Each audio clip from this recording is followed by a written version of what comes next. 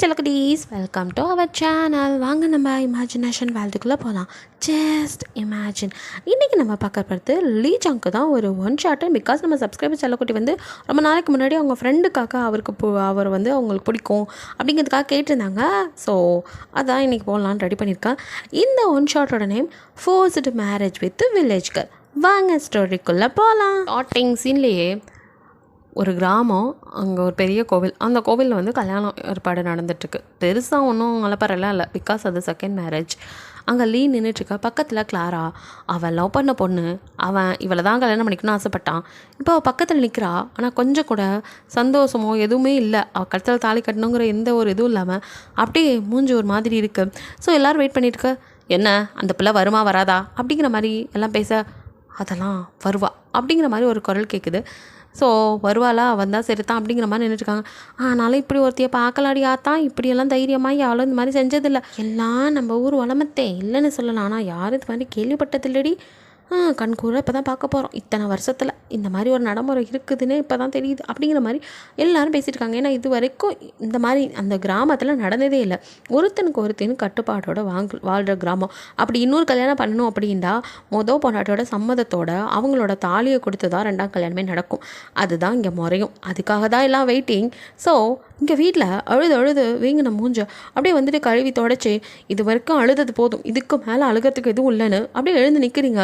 So எப்பவும் போல் refresh ஆகிட்டு வந்துட்டு சாரீலாம் கட்டினதும் அப்படியே வந்துட்டு உங்கள் தாலியை எடுத்து பார்க்குறீங்க. உங்களால் முடியல, அழுகையாக வருது. ஸோ அப்படியே வந்துட்டு கையில் பிடிச்சிட்டு நெத்திலலாம் வகுட்டில் போட்டுலாம் வைப்பீங்க. இப்போ எதுவுமே இல்லை, அப்படியே நிர்மூலமாக எந்த ஒரு மேக்கப் எதுவுமே இல்லாமல் ஜஸ்ட்டு பின்னல் போட்டு அப்படியே வந்துட்டு கோவில் கிளம்பி வரோம். உங்கள் அப்பாலாம் அப்படியே பதறி போய், என்ன கண்ணு இதை பண்ணி ஆகணுமா அப்படிங்கிற மாதிரி பார்க்குறாங்க. நீங்கள் அவங்கள அப்படியே ஒரு பார்வை, அந்த பார்வையில் 1000 அர்த்தம் இருக்குது. போதும், உங்கள் வார்த்தையை நான் கேட்ட வரைக்கும் போதும், என் வாழ்க்கை சீரழிஞ்சது வரைக்கும் போதும் அப்படிங்கிற மாதிரி எடுத்துக்கிட்டாலும் சரி. இல்லைப்பா, என்னை விட ஒரு பொண்ணு ரொம்ப பாவம், அந்த பொண்ணுக்கு வாழ்க்கை நல்லபடியாக அமையட்டும், அதுக்கு நான் இதை செஞ்சு தான் ஆகணும் அப்படிங்கிற ஒரு அக்கறையும், இதுக்கு மேலே என் வாழ்க்கையில் எதுவுமே இல்லை அப்படிங்கிற ஒரு விரக்தி, அப்படின்னு எப்படி வேணாலும் எடுத்துக்கலாம். அந்த மாதிரி ஒரு பார்வையை அப்படியே வீசிட்டு அதுக்கு மேலே அங்கே நிற்கவே இல்லை. பிகாஸ் வந்துட்டு உங்களுக்கு டைம் இல்லை. அப்படியே வெளியே போக அண்ணி அப்படின்ட்டு இந்த பக்கம் சாராவும், இந்த பக்கம் அப்படியே உங்கள் பிரதரும் வந்து, ஏன் இதை பண்ணணுமா அப்படிங்கிற மாதிரி தான் எல்லோரும் பார்க்குறாங்க. பட் நீங்கள் லைட்டாக ஆமாம் அப்படின்னு ஒரு ஸ்மைல். அந்த ஸ்மைலில் உயிர்ப்பே இல்லைங்கிறது அவங்களுக்கு தெரியுது. அவங்களுக்கெல்லாம் ரண வேதனையாக இருக்காது. சாராக்குனா ரொம்ப வலிக்குது. பிகாஸ் அவளால் தான் இந்த கல்யாணம், உங்களோட கல்யாணமே நடந்திருக்கும். இப்போது கல்யாணம் முறிய போகுது. ஸோ நம்மளை மாதிரி அவளும் ஒரு சின்ன பொண்ணு, நம்ம ஏஜ் பொண்ணு, அவளுக்கு வாழ்க்கையே முடிஞ்சு போச்சே, வாழவே இல்லையே அவள் அப்படின்னு ரொம்ப ஃபீல் பண்ணுறா சாரா. ஸோ இவங்கெல்லாம் அப்படி நின்றுட்டுருக்க, நீங்களோ யார் வராங்க யார் வரல எதுவுமே பார்க்கல, கடகடன்னு கோவிலுக்கு தான் போகிறீங்க. உங்கள் அம்மா அப்பாக்குன்னா இருக்கவே முடியல, இதுக்கு மேலே இங்கே இருக்க முடியாதுன்ட்டு வெளியில் வராங்க. அண்ணனுக்கும் சாராக்கும் அவங்க அன்னிக்குமே வந்து இதை பார்க்குற அளவுக்கு தைரியம் இல்லை. அவங்க வீட்டிலே இருக்க, எங்களால் உங்களை மாதிரி இருக்க முடியாது, என் பொண்ணை நான் போய் பார்க்கணும், அவளுக்கு இந்த நேரத்தில் என்னோடய ஆறுதல் தேவை அப்படின்னு உங்கள் அம்மாவும், ஆமாம் இது வரைக்கும் நான் பண்ணதெல்லாம் போதும் கண்ணு, இதுக்கு மேலே என் பிள்ளைய தனியாக விடக்கூடாது, என்ன ஆனாலும் சரி என் பிள்ளைய பத்திரமா பார்த்துக்கணும், இது என்னோடய கடமையிலேருந்து தவறிட்ட கண்ணு அப்படிங்கிற மாதிரி உங்கள் அப்பா அவங்க அம்மா கையை பிடிச்சி கதற, அவங்களோ வாங்க வெள்ளனே போய் பிள்ளைய பார்ப்போம் அப்படின்ட்டு 2 பேரும் அப்படியே அங்கே தான் கிளம்பி வராங்க. ஸோ நீங்கள் கோவிலுக்குள்ளே என்ட்ரு ஆகும் போதே அங்கே இருக்கிறவங்களாம் ஆச்சரியமாக, நீங்கள் வரவே மாட்டீங்க, இந்த கல்யாணத்தை முறிக்கிற அளவுக்குலாம் அவளுக்கு தைரியம் இல்லை அப்படி இப்படின்னு தான் நினச்சிருப்பாங்க. ஸோ நீங்கள் அப்படியே உள்ளே வர, அத்தே வந்துட்டாடி அப்படிங்கிற மாதிரி தான் இருக்குது உங்களுக்கு. ஸோ நீங்கள் பாட்டுக்கு கடன்னு போய் அப்படியே பூசாரி முன்னாடி நிற்கிறீங்க. இவ்வளோ நேரம் லீயோ அப்படியே கீழேயே குனிஞ்சு பார்த்துட்டு இருந்திருப்பாரு. ஸோ கண்டிப்பாக அப்படி ஒன்று நடக்காது அப்படின்னு ஒரு அசட்டு தைரியத்துலேருந்து இருக்குது. உங்கள் கால் தெரியவும் ஒரு நிமிஷம் உலகமே காலடியில் வந்த மாதிரி இருக்குது. அப்படியே நிமிந்து அப்படியே அழலை, பட் ஒரு மாதிரி சோகத்தோட அந்த கண்ணில் ஒரு என்ன தெரிஞ்சது தெரியல, அப்படி வந்து நிமிந்து உங்களே பார்க்குறாரு. நீங்கள் அவரை திரும்பி கூட பார்க்கல.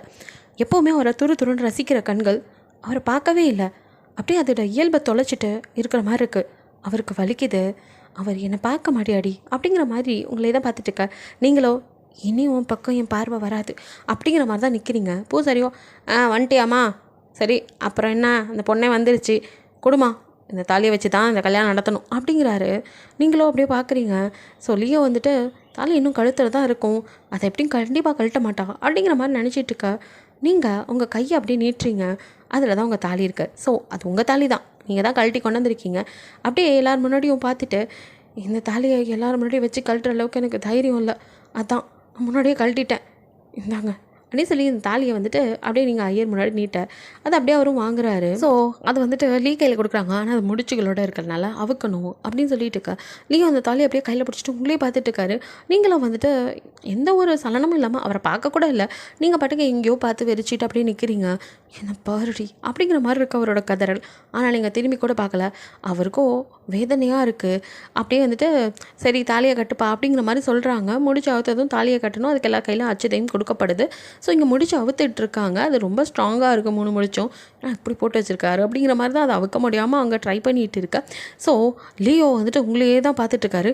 அவருக்கோ இப்போ நீங்கள் இப்படி அசால்ட்டாக நிற்கிற பார்வை ரொம்ப ரணமாக வலிக்குது. அப்படியே வந்துட்டு ஒரு ஃப்ளாஷ்பேக்குள்ளே போகிறாரு. வாங்க நம்மளும் போய் என்ன நடத்துன்னு பார்த்துட்டு வரலாம். ஸோ 2 years பிஃபோர் அவன் வந்து ஊருக்கு வந்திருக்கான். லீ அவனோட சிஸ்டருக்கு மாப்பிள்ளை பார்த்துருக்கோம் அந்த மாதிரி சொல்லிக்கா கூப்பிட்டுருக்காங்க. ஸோ அவனும் வந்திருக்கான். என்ன தங்கச்சி கல்யாண விஷயம், அதுக்கு அவன் வெளிநாட்டிலே தான் இருப்பான். இந்த கிராமம்லாம் அவனுக்கு பிடிக்காது.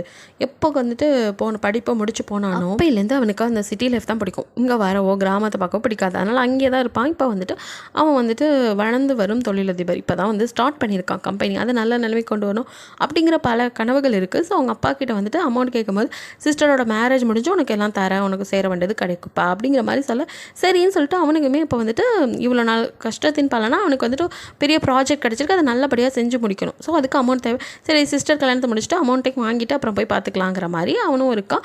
அவனுக்கு தான் ஒரு கேர்ள் ஃப்ரெண்ட் இருக்குது, கிளாரா. ஸோ அவனுக்கு வந்து இந்த லவ் கிவ்வெல்லாம் அப்படி கிடையாது. பட் கிளாராக்கு அவன் மேலே அவ்வளோ ஒரு லவ், படிக்கிற காலத்துலேருந்தே லவ். ஆனால் அவனுக்குமே காலப்போக்கில் அவன் மேலே ஒரு லவ் வருது. ஸோ வந்துட்டு 2 பேரும் வந்துட்டு லவ் பண்ண ஆரம்பிக்கிறாங்க காலேஜ்லேருந்து. அதுக்கப்புறம் வந்துட்டு அவனோட ஒர்க்கிங் இதுக்கெல்லாம் வந்துட்டு அவன் இந்த ஹெல்ப்லாம் பண்ணல. பட் அவளுமே வந்துட்டு ஒர்க் பண்ணிகிட்ருக்கா. அவன் நவ நாகரிக மங்கை. ஸோ வந்துட்டு சிட்டி லைஃப்பில் அவள் வந்துட்டு அட்ஜஸ்ட் பண்ணிட்டு வாழ்கிறது அவனுக்கு ரொம்ப பிடிச்சிருக்கு. ஸோ அவளோட அந்த நுனிநாக்கு இங்கிலீஷ் எல்லாத்துக்குமே சார் வந்துட்டு அடிக்ட் ஆகிடுறாரு. ஸோ அவளை விரும்ப ஆரம்பிக்கிறான். அவளை பொறுத்த வரைக்கும் செலவு பண்ணுறதுக்கு ஒரு ஆள் வேணும். அதை லவ்னு அவளும் இவனை வந்துட்டு சுற்றி வந்துட்டுருக்கா. இவனை பொறுத்த வரைக்கும் தன்னோட ஸ்டைலாக கூட்டிகிட்டு சுற்றுறதுக்கு ஒரு ஃபிகர் வேணும். அதை லவ்னு இவனும் நினச்சிட்ருக்கான். இப்படி அவங்களோட லைஃப் வந்து லவ் அந்த மாதிரி போயிட்டுருக்கா. ஸோ வந்துட்டு தங்கச்சியோட கல்யாணம் அதை முடிச்சுட்டு வந்துடலான்னு சொல்லிட்டு அவனும் கிளம்புறான். அந்த டைமில் கூட கிளாராவை என் கூட வா அப்படிங்கிற மாதிரி கூப்பிட்ருப்பான். கிளாராவோ இல்லைப்பா நீ வேறு பட்டிக்காடுங்கிற என்னாலாம் அங்கே வந்து கஷ்டப்பட முடியாது, நீ ஏன் போயிட்டு வா அப்படிங்க. அப்படி பார்த்தா அப்போ கல்யாணம் முடிஞ்சதுக்கப்புறம் அங்கே போய் இருக்கிற வந்தா நோ வே நெவர், அப்போ நான் உன்னை கல்யாணமே பண்ணிக்க மாட்டேன் அப்படின்ட்டுருப்பா. எது ஆட் நான் பார்க்க, ஆமாம் என்னால் முடியாதுப்பா, ஐயோ நினச்சி கூட பார்க்க முடியல, ஐ எம் காண்ட் அப்படின்லாம் சொல்லி அவள் சீனை போட அவனும் என்னால் அங்கே இருக்க முடியாது, இட்ஸ் ஓகே சரி பேபி நான் கிளம்புறேன் அப்படின்னு சொல்லிட்டு தான் கிளம்பி இங்கே வந்திருப்பான். இங்கே வந்ததுக்கப்புறம் தான் அவனுக்கு ஒரு பெரிய இதே காத்துட்ருக்கு. பிகாஸ் அது தம்பி உங்ககிட்ட எப்படி சொல்கிறது தெரியல அப்படின்னு அவங்க அப்பா தண்ணற. என்னாச்சு டேட் சொல்லுங்கள், எதுவாக இருந்தாலும் ஓகே அப்படிங்கிற மாதிரி அவனும் கேட்க, அவன் உனக்கு பொண்ணு பார்த்துருக்கப்பா அப்படின்னு சொல்லி அழுங்காமல் குழுங்காமல் ஒரு குண்டத்துக்கு அவன் தலையில் போட வாட் அப்படின்னு அதிரிடுறான். பிகாஸ் அவனும் இன்னொருத்தையும் லவ் பண்ணிட்டு இருக்கானே, இங்கே பொண்ணு பார்த்துருக்கானா. அது டேடி அதெல்லாம் முடியாது, நான் ஒரு பொண்ணை லவ் பண்ணுறேன், நீங்கள் என்ன தேவையில்லாத வேலை பார்க்காதீங்க அப்படின்னு எவ்வளோவா அவங்க பாட்ட சொன்னாலும் அதெல்லாம் முடியாதுப்பா. உன் தங்கச்சி ஒரு பையனை லவ் பண்ணுறாரு சொன்னல, அந்த பையனுக்கு ஒரு தங்கச்சி இருக்குது, அந்த பொண்ணை தான் நீ கட்டிக்க போகிற. அவங்க அப்பா ஸ்ட்ரிக்டாக சொல்லிட்டார், பையனை எங்கே கட்டி கொடுக்குறாரோ அங்கே தான் பிள்ளையும் கட்டி கொடுப்பாராம். இந்த பிள்ளை அவன் மேலே ஆசை வச்சிருச்சு. அந்த பையனும் இந்த பிள்ளைய அவ்வளோவா விரும்புகிற மாதிரிலாம் தெரியல. அதனால் அந்த பையன் எங்கள் அப்பா என்ன சொல்கிறாரோ அதைத்தான் கேட்பேன்னு சொல்கிறான். அந்த பையன் நம்ம வழிக்கு வரணும்னா அதுக்கு நீ அவன் தங்கச்சியை கட்டிக்கணும்ப்பா, அப்போத்தான் நம்ம தங்கச்சி நல்லபடியாக இருப்பா, அவள் ஆசைப்பட்ட மாதிரி அவள் வாழ்க்கை நம்ம பாப்பா வேணும்லப்பா அப்படி இப்படின்னு அப்படியே வந்துட்டு அப்பா பேச, அதுக்கு என் வாழ்க்கையில் அடகு வைக்க முடியாது அப்படி இப்படின்னு இவனும் வந்துட்டு சண்டை போடுறான். வந்தது வராதுமா எதுக்கு சண்டை போட்டுக்கிறீங்க அப்படின்னு சொல்லிட்டு அம்மாவும் அப்போதைக்கு அந்த பிரச்சனையை வந்துட்டு பெருசாக இது பண்ணாமல் விடுங்க அப்புறம் பார்த்துக்கலாம், அவனுக்கு பிடிக்கலன்னா விட்டுருங்கிற மாதிரி தான் சொல்கிறாங்க. பட் அப்பாவோ விடுற மாதிரி இல்லை. பிகாஸ் அவர் வந்து ரொம்ப வந்துட்டு படித்த பொண்ணெல்லாம் வந்தால் கண்டிப்பாக குடும்பத்தை கெடுத்துருவா, தன் மகனை விட்டால் அவன் வந்து எப்படி வெளியூட்டு இல்லை வெளிநாட்டிலேருந்து எவ்வளோ இழுத்துட்டு வந்துடுவான், அதனால அவனை விடக்கூடாது, இங்கேயே தான் இது பண்ணணும். அதே சமயம் வந்துட்டு ரொம்ப பட்டிக்காடாக இல்லாதமா உங்களை நீங்கள் கொஞ்சம் படிச்சிருப்பீங்க, பக்கத்து ஒரு காலேஜ் போகிறீங்கிறதெல்லாம் தெரியும். அதனால தான் உங்கள் அப்பா கிட்ட வந்துட்டு ஃபஸ்ட்டு வந்து பொண்ணை பற்றி தான் பேச வந்திருப்பார். என் பொண்ணு வந்து உங்கள் பையனை விரும்புது அந்த மாதிரிலாம் சொல்லி வந்துட்டு மாப்பிள்ளை கேட்கும்போது அவங்க அப்பாவுமே வந்து இந்த கண்டிஷன் போட்டிருப்பா தான், நாங்கள் வந்து ஒரே இடத்துல கொடுக்கலான்னு இருக்கோம் அப்படிங்கிற மாதிரி அவருக்கு தோணியிருக்கும். பிகாஸ் பொண்ணு எப்போ கஷ்டப்படக்கூடாது, பையன் பார்த்துக்குவோம் அப்படிங்கிற மாதிரி அவர் ஒரு தப்பான முடிவு எடுத்துடுறாரு. ஸோ சிலர் இந்த மாதிரி தப்பான முடிவெடுத்துடுறாங்களா, அதில் தான் சிலர் அனுபவிக்கிறாங்க நிறையா. எல்லோரும் வந்து நம்பிடுறாங்க, அண்ணனை கொடுத்தா அந்த இடத்துல தங்கச்சி போய் நல்லா இருப்பா அப்படின்ட்டு. சத்தியமாக கிடையவே கிடையாது. ஸோ அதை யாரும் புரிஞ்சுக்கிறதும் இல்லை. இதே மாதிரி தான் இவரும் நினைக்கிறாரு. அதனாலேயே இப்படி ஒரு முடிவு எடுக்க ரெடி ஆகிட்டார். அவருமே வந்து சடனாக உங்களை பார்த்ததும் பிடிச்சி போனனால, நீங்கள் இப்போ தான் காலேஜ் விட்டு வந்திருப்பீங்க, இந்த காலத்தில் இப்படி ஒரு பொண்ணாங்கிற மாதிரி தான் வந்ததுமே வீட்டு வேலை அது இதுன்னு பார்க்கறது இல்லாமல் இவருக்கும் காஃபிலாம் கொண்டு வந்து வீட்டு கணக்கு வழக்குன்னு எல்லாத்தையுமே பார்க்குற ஒரு டேலண்டான பொண்ணாக தான் தெரியும். இது கண்டிப்பாக வந்து நம்ம பையனுக்கு செட் ஆகா அப்படிங்கிற ஒரு நினப்பு வருது அவருக்கு. ஸோ அதனால தான் வந்துட்டு இப்படி ஒரு பிடிவாதம் பிடிக்கிறாரு. என் பொண்ணு அப்படிங்கிறத முன்னிறுத்தி அதுவும் ஒரு காரணம். ஸோ ரெண்டையுமே வந்துட்டு அந்த மனுஷன் வந்து இது பண்ணிட்டு இருக்க. அம்மா வந்து அப்போதைக்கு அந்த பேச்சுக்கு தடை போட்டாலும் இங்கே வந்துட்டு லீக்கோ செம்ம கடுப்பாகுது. ஸோ அவனை வந்துட்டு அவங்க கேர்ள் ஃப்ரெண்டுக்கு கால் பண்ணி, என் டேட் இப்படி சொல்கிறாரு, சரிப்பட்டு வர மாதிரி தெரில அப்படிங்கிற மாதிரி சொல்ல, என்ன பேபி இப்படி சொன்னால் எப்படி? ஏதோ ஒரு பேச்சுக்கு சொன்னேன், அந்த கிராமத்தில் தான் வந்து இருக்க முடியும்னு சொன்னேன், உங்களை வீட்டில் என்ன இருக்க முடியாது, ஐ லவ் யூ அப்படிலாம் வைப்போங்க. இவனுமே I love you too baby, நீ ஃபீல் பண்ணாத, அப்படி எதுவும் நடக்காது, நான் பார்த்துக்கிறேன், ஜஸ்ட் உங்ககிட்ட சொல்லணும்னு தோணுச்சு அதான் அப்படிங்கிற மாதிரிலாம் இவன் கன்வே பண்ணேன். அவளுமே வந்துட்டு, பேபி ப்ளீஸ் நீங்கள் உங்கள் தங்கச்சி கல்யாணம் வேலையெல்லாம் இருக்க வேணாம், இங்கே வந்துரு, அப்புறமா பார்த்துக்கலாம், சொத்தெல்லாம் கூட விற்றுட்டு நம்ம அப்படின்னு அதுக்குள்ளே கல்யாணமே ஆகலை, அதுக்குள்ளே சொத்தெல்லாம் விற்றுட்டு நம்ம இங்கேயே செட்டில் ஆகிறாங்க மாதிரி அவர் பெரிய பிளான் போட, அது முடியாது பேபி, எல்லாம் எங்கள் அப்பா பேரில் இருக்குது, எல்லாத்தையும் முடிச்சுட்டு நான் சொல்கிறேன் அப்படிங்கிற மாதிரி இவனும் வந்துட்டு பேசிகிட்டு இருந்துடுறான். ஸோ இப்படியே 2-3 நாள் ஆகுது. அவனும் கல்யாண பேச்சு எடுக்கிற மாதிரி தெரில, அப்பாவும் விடுற மாதிரி இல்லை. ஸோ ஒன் டே வந்துட்டு குறுக்க நிறுத்தி நின்றுறாரு.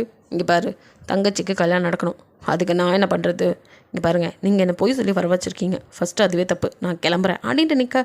சரி நீ போ, ஆனால் என் சொத்துலேருந்து சொல்லி பைசா உனக்கு கிடைக்காது, நீ புதுசாக இப்போ ப்ராஜெக்ட்டு அது இதுன்னெலாம் சொல்லிட்டு இருக்கில்ல, எதையும் செய்ய விட மாட்டேலையே, என்னை பற்றி என்ன நினச்சிட்ருக்க, எதுவுமே நடக்காது பார்த்துக்கிடு, இந்த அப்பனை பகச்சிக்கிட்டு போனீன்னா உனக்கு சல்லி பைசா தரமாட்டேன், என்னை பொண்ணோட கல்யாணம் நடக்கிற வரைக்கும் நீங்கள் எத்தேண்டே இருக்கணும் அப்படின்லாம் அவர் பேசுகிறாரு.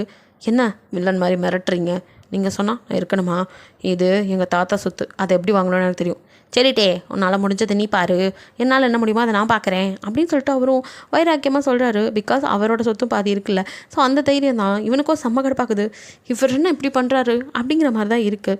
ஸோ அவனும் என்னென்னமோ ட்ரை பண்ணுறான். பட் அந்த ஊரில் அவர் தலைக்கட்டு பெருசு, அதனால் அவரோட இன்ஃப்ளூயன்ஸ் யூஸ் பண்ணி அவனால் எதுவுமே பண்ண முடியாமல் பண்ண அவனுக்கோ வேறு வழியே இல்லை. அவன் அடுத்ததாக காண்டாக்ட் பண்ணது என்னமோ கிளாராவுக்கு தான்.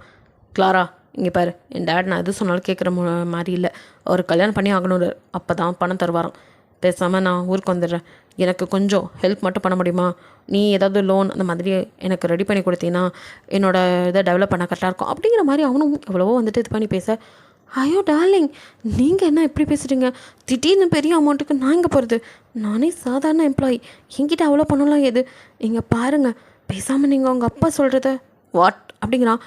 ஐ மீன் இப்போதைக்கு இங்கெல்லாம் பண்ணுவோமே அது மாதிரி கான்ட்ராக்ட் மேரேஜ் அப்படின்னு அவள் தான் ஐடியா கொடுக்குறா.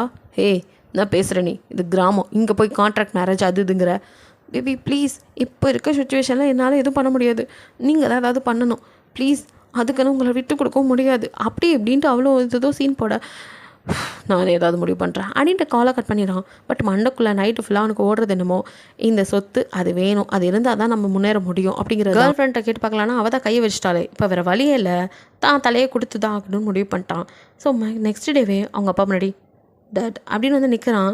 அவர் அப்படியே நிமிந்து பார்க்குறாரு, என்னட்டே அப்படிங்கிற மாதிரி, அது நீங்கள் சொன்ன பொண்ணு அப்படின்னு ஆரம்பிக்க அவருக்கு அப்படி சிரிப்பு வருது. தெரியும்ட்டே எனக்கு எப்படி நீ என் வலிக்குத்தான் வரணும்னு, அப்படி வாழைய வலிக்கு அப்படிங்கிற மாதிரி அந்த மனுஷனும் எலே அப்படின்னு சொல்லிட்டு அவங்க அம்மாவுக்கு கூப்பிட ஏனுங்க அப்படின்னு வராங்க. 1.5 மாதம் சொன்னது கேட்டியா அப்படின்னு. என்னப்பா நீ அன்னைக்கு எதோ வேணாம் இப்போ கல்யாணம் வேணாம்லாம் சொன்னதை இப்போ திருப்பி வந்து இப்படி கல்யாணம்னு சொல்லுதே ஒன்றும் புரியலையே அப்படின்னு அவங்க பார்க்குறாங்க. மா நான் பண்ணிக்கிறேன் அப்படின்ட்டு அவங்க அப்பாவை கொஞ்சம் மறைச்சிட்டு எல்லாம் இந்த ஆளால் தாங்கிற மாதிரி அவனுக்கு கோவம் வருது. இருந்தாலும் அவரும் மீசையை முறுக்கிட்டு அப்படி வாட்டே அப்படிங்கிற மாதிரி பார்த்துட்ருக்காரு. ஸோ தங்கச்சிக்கும் சந்தோஷம் தாங்கலை. சாராவோ தேங்க்ஸ் அண்ணா, நான் பயந்துட்டேன், நீங்கள் எங்கே கல்யாணத்துக்கே ஒத்துக்கலைன்னா என்னோட கல்யாணமும் போயிடுமோன்னு, நல்ல வேலை அப்படின்ட்டு அவ்வளோ சந்தோஷப்பட. ஸோ அவனுக்கு சந்தோஷமே இல்லை, லீக்கு வேறு வழியே இல்லாமல் தான் ஒத்துட்டு இருந்திருப்பான். ஸோ வந்துட்டு பொண்ணு பார்க்க கூப்பிட்றாங்க. அவனும் வந்து வரல, நீங்களே பார்த்து அப்படிங்கும்போது என்னடே இப்பெல்லாம் சொல்லக்கூடாது, இது கிராமம், நீ வந்துட்டே ஆகணும் அப்படிங்கிறாரு. அவருக்கும் செம்ம கடுப்பாகுது. வேறு வழி இல்லாமல் அப்படியே வந்துட்டு வேஷ்டி சட்டை அப்படி கிளம்பிவான்னு சொல்ல அதே மாதிரி அவனும் கிளம்பி வரான். ஸோ வந்துட்டு இங்கே சாராவை மட்டும் வீட்டில் விட்டுட்டு இவங்க எல்லாம் கிளம்பி வந்துட்டு பார்க்க போகிறாங்க. ஏன்னா வந்து மாப்பிள்ளை பேசினதுமே வந்து என் பையன் வர வரைக்கும் டைம் இருங்க, அது வரைக்கும் நீங்கள் வந்துட்டு நம்ம பேசி வச்சுக்கலான்னு சொல்லி சாராவுக்கும் உங்கள் அண்ணனுக்கும் பேசியிருப்பாங்க. அதே மாதிரி இப்போ உங்களுக்கும் வந்துட்டு இந்த மாதிரி லீன்னு ஒருத்தர் இருக்கான், என் பையன் அவனை கட்டிக்கன்னு சொல்லியிருப்பாங்க. இது வரைக்கும் ஃபோட்டோவோ இதுவும் காட்டல, ஏன்னா அவன்கிட்ட பேசிட்டு சொல்கிறேன்னால நீங்களும் வந்துட்டு அவன் பேர் கேட்டதுமே லீ அப்படின்ட்டு சிரிச்சுட்டு அவரை தான் கட்டிக்க போகிறோமா அப்படின்ட்டு அதுக்கு அவருக்கு சம்மதம் இருக்கணுமே அப்படிங்கிற மாதிரிலாம் யோசிச்சுட்டு இருக்கீங்க. ஸோ வந்துட்டு அப்படியே நீங்கள் கொஞ்சம் இப்போ ஃப்ளாஷ்பேக்குள்ளே ஒரு ஃப்ளாஷ்பேக் மாதிரி சின்ன வயசில் அவனோட விளையாண்டது எல்லாம் ஞாபகத்துக்கு வருது. ஸோ அதெல்லாம் நினச்சி ஓ அவையே தானா இப்போ எப்படி இருப்பாக அப்படின்னு கனவு உலகத்தில் நீங்கள் கோட்டை கட்டிகிட்டு இருக்க ஏலே கனவு கண்டது போதும் புடவையை கட்டிட்டு வா மாப்பிள்ளை விட்டுலேருந்து வராகலாம் அப்படின்னு உங்கள் அம்மா வந்து சொல்லிட்டு போக்க என்னம்மா சொல்லுது அப்படின்னு பார்க்குறீங்க. ஆமாட்டே வந்துட்டு இருக்காகலாம் அப்போ சொன்னாங்க போய் துணியை மாற்று அப்படிங்கிறாங்க. சரிம்மா அப்படின்னு சொல்லிட்டு போய் சாரியெல்லாம் அப்படியே அழகாக வியர் பண்ணி உங்கள் லாங் ஹேரை பின்னி பூலாம் வச்சு பொட்டெலாம் வச்சு அப்படியே ரெடியாக நிற்கிறீங்க எல்லாம் போட்டுட்டு. ஸோ எப்போ வருவான்னு சேனலில் அப்படியே ஆவலோடு பார்த்துட்டு இருக்க லியோட ஃபேமிலி வருது. லியும் வரான், பட் நிமிந்து கூட பார்க்கல. அவனுக்கோ வெறுமை அப்படி கொடுமையாக இருக்குது அப்படிங்கிற மாதிரி தான் வரான். வீடு அவ்வளோ அழகாக ஆம்பிசியஸாக பார்க்கறதுக்கு நல்லா இருக்குது. அப்படியே வந்துட்டு என்ட்ரன்ஸ்லேயும் ஒரு பிள்ளையார் கோவில் இருக்குது, குட்டியாக வச்சுருக்கீங்க. அதில் தான் நீங்கள் எப்போவுமே உட்காந்து அதுகிட்ட தான் எல்லாமே அவர்கிட்ட தான் கேட்டுக்கிட்டு இருப்பீங்க. ஸோ அந்த இடத்த பார்க்குறான். என்ன நினச்சானோ ஒரு நிமிஷம் நின்றுட்டு அப்புறம் அப்படியே நடந்து வரான். அப்படியே பார்க்கறதுக்கு என்னமோ வீடு ரம்யமாக தான் இருக்குது. பட் அவன் மனசு தான் ஒரே உலைக்கலனாக குதிச்சுக்கிட்டு இருக்கு. ஸோ எல்லோரும் வந்து உட்கார, அவனும் வந்து உட்காரான். ஆனால் உங்களை ஒரு எட்டு கூட அவன் திரும்பி பார்க்க அந்த ரூம் பக்கம் திரும்பவே இல்லை. நீங்கள் தான் ஜன்னல் வழியாக அப்படி இமைகள் படபடக்க அப்படியே பார்த்துட்ருக்கீங்க. சொல்லியே பார்த்ததும் அசந்து தான் போயிட்டீங்க. எப்பா சின்னதை விட இப்போ செம்மையாக இருக்காங்களே அப்படின்னு பார்க்குறீங்க. அப்புறம் என்ன மாப்பிள்ளெல்லாம் வந்தாச்சுட்டு எல்லாம் பொண்ணு மாப்பிள்ளையை பேசுகிறாங்க. ஸோ அந்த காஃபி கொடுக்க சொல்கிறேன், உங்களை கூப்பிட்றாங்க. நீங்களோ காஃபி டம்ளர்லாம் எடுத்துகிட்டு வந்து எல்லாத்துக்கும் கொடுக்குறீங்க. வெக்கத்தோடையே அப்படியே வந்துட்டு லீயை நிமிந்து கூட பார்க்காம ஓரக்கண்ணால் பார்த்துட்டே அவன் கிட்ட நீட்டேன். பட் அந்த மாதிரி கூட அவன் பார்க்கல. வேண்டாம் வெறுப்பாக காஃபி எடுத்துகிட்டு அவன் உங்கள் பக்கம் கூட திரும்பல. எங்கேயோ வெறிச்சிட்ருக்க பொண்ணு மாப்பிள்ளையும் தனியாக பேசுகிறீன்னா கூட பேசிக்கங்க அப்படிங்கிற மாதிரிலாம் எல்லாம் சொல்கிறாங்க. ஆனால் அவனும் நோ அப்படிங்கிற மாதிரி உட்காந்துடுறான். அவனுக்கு இதில் விருப்பமே இல்லை. இதில் எங்கே பேசி பார்க்குறது, எப்படியாவது வந்து உங்ககிட்ட பேசி உங்களை ஓட வைக்கணும் அப்படிங்கிறது மட்டும்தான் மைண்ட் செட் இருக்குது. என்ன கல்யாணம் பண்ணிக்கிறேன் இரு, கல்யாணம் ஆனதுமே எல்லா சொத்தையும் என் பேத்துக்கு மாற்றிட்டு அதுக்கப்புறம் உனக்கு இருக்குது அப்படிங்கிற மாதிரி தான் அவன் வந்து அவங்க அப்பாவை வந்துட்டு இது பண்ணிட்டு நிற்கிறான். ஸோ இப்படியும் வந்துட்டு அந்த பொண்ணு பார்க்குற படம் முடியுது. உங்களுக்கு தான் ஒரு மாதிரி நெருடலாக இருக்குது. அவங்களுக்கு இதில் சந்தோஷம் தானா, மூஞ்சில் சிரிப்பே இல்லையே அப்படிங்கிற மாதிரி உங்கள் அப்பா அம்மா கிட்டேயும் சொல்லிடுறீங்க. ஆனால் சாரா கிட்ட கேட்குறதுக்கு உங்கள் அண்ணனுக்கு தயக்கமாக இருக்குது. இருந்தாலும் தங்கச்சி வாழ்க்கைன்ட்டு அவரும் கூட சாரா கிட்டே கால் பண்ணும்போது ஏப்பா நான் கேட்குறேன்னு தப்பாக நினச்சிக்காத, உன் அண்ணனுக்கு இந்த கல்யாணத்தில் சம்மதமா அப்படிங்கிற மாதிரி தான் கேட்க. அதெல்லாம் அவனுக்கும் சம்மதம் தான், ஏன் அப்படி கேட்குறீங்க அப்படின்னு ஓகே. இல்லை மாப்பிள்ளை வந்தப்போ மூஞ்சில் ஒன்றும் அவ்வளோவா சந்தோஷம் தெரியல, அத்தையும் ஒரு விசனமாக இருந்துச்சு கேட்டோம் அப்படிங்கிற மாதிரி சொல்ல. அதெல்லாம் ஒன்றும் இல்லை, அண்ணாவுக்கு பிடிக்கும், அவன் மூஞ்சி அப்படி தான், அவன் எங்ககிட்டே சிரித்து பேச மாட்டான் அப்படிங்கிற மாதிரி சாரா அவன் இயல்பே அப்படிதாங்கிற மாதிரி சொல்லிடுறான். ஸோ அதான் உண்மை போல் அப்படிங்கிற மாதிரி நினச்சிக்கிறேன். ஆனால் உண்மையிலே அவன் அவ்வளோவா வந்துட்டு யார்ட்டையும் இங்கே பேச மாட்டான், அங்கேயும் இருக்க மாட்டான்ல, அவன் வெளிநாட்டே தானே வெளியூர்லேயே தானே இருந்திருப்பான். அதனால் வந்துட்டு அவ்வளோ வந்து பெருசாக எடுத்துக்கலாம். அதனால் ஒருவேளை அப்படி தெரியுதோ உங்களுக்குன்னு நினச்சி அவ சொல்ல. அதே தான் உண்மைன்னு நீங்கள் நினச்சிக்கிறீங்க. ஆமாம் சின்னத்துலேருந்து கொஞ்சம் முறுக்கிட்டு தானே தெரியுவான் அப்படின்ட்டு சின்ன வயசுலேயும் அவன் படிக்கும் போது நீங்களும் அதே ஸ்கூலில் தான் படிச்சிருப்பீங்க. ஃபஸ்ட்டு இங்கே தானே ஸ்கூலிங் தானே முடிச்சிருப்பான், அப்புறம் தான் வெளிநாட்டுக்கெலாம் போயிருப்பான். ஸோ வந்துட்டு அவன் ஸ்கூல் படிக்கும் போதே வந்துட்டு கொஞ்சம் வெறப்பாக தான் தெரிஞ்சிருப்பான். அப்பயே எப்படி இருப்பான் அப்படிங்கிற மாதிரி தான் நினச்சிக்கிறீங்க. ஸோ அதனால் அவங்களுக்கு நினைக்கும் போது சிரிப்பு தான் வருது. எப்படியும் நம்மளை பிடிச்சி தான் கல்யாணம் பண்ணுறான்னு ஒரு நம்பிக்கையோடு இருக்கீங்க. ஸோ கல்யாண டேஸ் நெருங்குது, எந்த ஒரு இதுலேயும் ஈடுபாடு படல. அதே மாதிரி தான் உங்களுக்கு ஈடுபாடு இருந்தாலுமே அவர் இது வரைக்கும் ஒரு ஃபோன் கூட பண்ணலைன்னா அண்ணன் நீ பேசிக்கிறத பார்க்குறீங்களா, நமக்கு ஃபோன் பேசக்கூட மாட்டேங்கிறாங்களே அப்படிங்கிற மாதிரி தான் இருக்குது. ஸோ வந்துட்டு உங்களுக்கும் வந்துட்டு கேட்கணும் அப்படின்னாலும் அவங்க அப்பா வந்துட்டு ஒரே வார்த்தையாக அவனுக்கு பிஸ்னஸ் தொடங்கணுமா, அதுலேயும் வந்துட்டு இப்போ தான் தொடங்கியிருக்கானா, பெரிய ஏதோ ப்ராஜெக்ட் கிடச்சிருக்குன்னு சொன்னான், அதுக்கு பணம் தேவையான், அந்த இது இருக்கான் அப்படி இப்படின்னு சொல்ல. ஒரு வேளை பிஸ்னஸ்னால் அப்படி தானே இருக்கும், அதனாலத்தையும் அப்படி இருக்காக போல் அப்படிங்கிற மாதிரி நீங்கள் நினச்சி அவனுக்கு ஸ்பேஸ் கொடுக்குறீங்க. பட் அவனுக்கு உங்களை பிடிக்கலைங்கிறதே உங்களுக்கு தெரியல. ஸோ இப்படியே தான் அந்த டே ஸ்கிப் ஆகுது. ஒவ்வொரு நாளும் அவனும் வந்துட்டு எப்படியாவது இந்த கல்யாணம் நின்றுராதாங்கிற மாதிரி எதிர்பார்க்க, நீங்களும் எப்படிலாம் கோலாகலமாக நடக்க போகுது கல்யாணம்னு அதோட கனவுகளில் இருக்கீங்க. ஸோ கல்யாண டேலும் வருது. ஸோ ரெண்டு பேத்துக்குமே வந்து ஒட்டன் டயத்தில் தான் கல்யாணம். உங்கள் அண்ணனுக்கும் சாராக்கும் அதேமாதிரி உங்களுக்கும் லீக்கும் கல்யாணம் நடக்குது. நீங்கள் சிரிச்ச முகமாக அப்படியே ஷையாக வந்து அவன் பக்கத்தில் உட்கார. பட் அவனும் வந்துட்டு இஞ்சி தின்ன குரங்கு மாதிரியே தான் முகரையை வச்சுருக்கான். உங்களுக்கு ஒன்றுமே புரியல. அதே கல்யாணம் அதே அந்த கோவில் அங்கே தான் கல்யாணமும் நடக்குது. தாலியெல்லாம் எடுத்து கொடுக்குறாங்க. ஸோ அதான் அவங்க சாங்கியம், அதனால் அங்கேயே வச்சு தான் பண்ணுறாங்க. அப்படியே ரெண்டு பக்கம் வந்துட்டு 2 பேர் நிற்கிறீங்க. அப்படியே நீங்கள் லைட்டாக ஓர கண்ணில் அவனை பார்த்தாலும் அவன் துளி கூட உங்களை பார்க்கவே இல்லை. உங்களுக்கும் அந்த நிமிஷம் சுருக்குன்னு இருக்குது. இருந்தாலும் இல்லை அதான் சொன்னாங்கல்ல அவங்க ஏதோ வேலை டென்ஷனில் இருக்காங்க அப்படின்னு தான் அவங்க மனசை தேத்திக்கிறீங்க. ஸோ தாலியும் கட்டுறான். அதுக்கப்புறம் எந்த இதுலேயும் வந்து அவன் வந்து இந்த விளையாட்டு இதெல்லாம் இருக்கும்ல எதுலேயுமே கலந்துக்கலை. எனக்கு தலை வலிக்குது, டிஸ்டர்ப் பண்ணாதீங்க அப்படின்னு ரூம்குள்ளே போயிடுறான். எல்லாத்துக்கும் நீங்கள் மட்டும் தனியாக நிற்கிறது ஒரு மாதிரி இருக்குது. ஸோ உங்கள் அண்ணனும் சாராவும் கூட மற்றதெல்லாம் செய்கிறாங்க. ஆனால் அந்த இடத்துல நீங்கள் மட்டும் தான் தனிச்சு விடப்பட்ட மாதிரி இருக்கீங்க. உங்களுக்கு அதுவே ஒரு மாதிரி இருக்குது. மற்றவங்களாம் உங்களை பார்த்து பாவம் இந்த பிள்ளை தனியாக நிற்கிது அப்படிங்கிற மாதிரி, என்ன ஆச்சு அவனுக்கு அப்படிங்கிற மாதிரி தான் யோசிக்கிறாங்க. அவங்க அம்மா கூட போய் கதவை தட்டி என்னாச்சுப்பா பாவம் அந்த பொண்ணு தனியாக நிற்கிதுல அப்படின்னு. மாம் எனக்கு பயங்கரமாக தலை வலிக்குது அப்படிங்கிற மாதிரி சொல்லி அவாய்ட் மட்டும் பண்ணிடுறான். மற்றபடி எதுவுமே சொல்லலை. அவங்களுக்கும் ஒன்றும் புரியல. அப்படியே வந்து உங்களை சரிம்மா நீ அந்த அறையில் போய் இருந்துக்க அப்படிங்கிற மாதிரி உங்களுக்கு ஒரு தனி ரூம் கொடுக்குறாங்க. இப்போதைக்கு இரு, நைட்டு அவன் ரூமுக்கு போகலாங்கிற மாதிரி. ஸோ அதுக்கப்புறம் இவங்களுக்கு தான் எல்லாமே நடக்குது. அவங்களும் எல்லாம் முடிச்சு கூட உங்கள் அண்ணன் கூட உங்களை கண்டுக்கலையே, அவங்களுக்கு அதெல்லாம் வருத்தமாக தெரியல, அவங்களாம் சந்தோஷமாக இருக்கட்டும் அப்படின்னு தான் நினச்சிக்கிறீங்க. ஸோ அப்படியே நைட்டும் ஆகுது. எல்லோரும் சாப்பிட உட்கார அப்பயும் வரல. அத்தை அவங்க சாப்பிட்டாங்களா அப்படின்னு திக்கி திணறீங்க கேட்க, அவன் தலை வலிக்குதுன்னு சொல்லிட்டாமா, நீ சாப்பிடு, நான் அப்புறமா கொண்டு போய் கொடுத்துக்கிடேன் அப்படின்னு அவங்க சொல்கிறாங்க. சரிங்க அத்தை அப்படிங்கிறீங்க. சரின்னு சொல்லிட்டு அவங்க நீங்கள் அவங்களுக்குலாம் சாப்பாடு வச்சுட்டு பிளேட்டில் போட்டு எடுத்துகிட்டு போய் அவங்ககிட்ட கொடுத்தாலும், மா தயவு செய்து டிஸ்டர்ப் பண்ணாதீங்க, எனக்கு வேணாம்.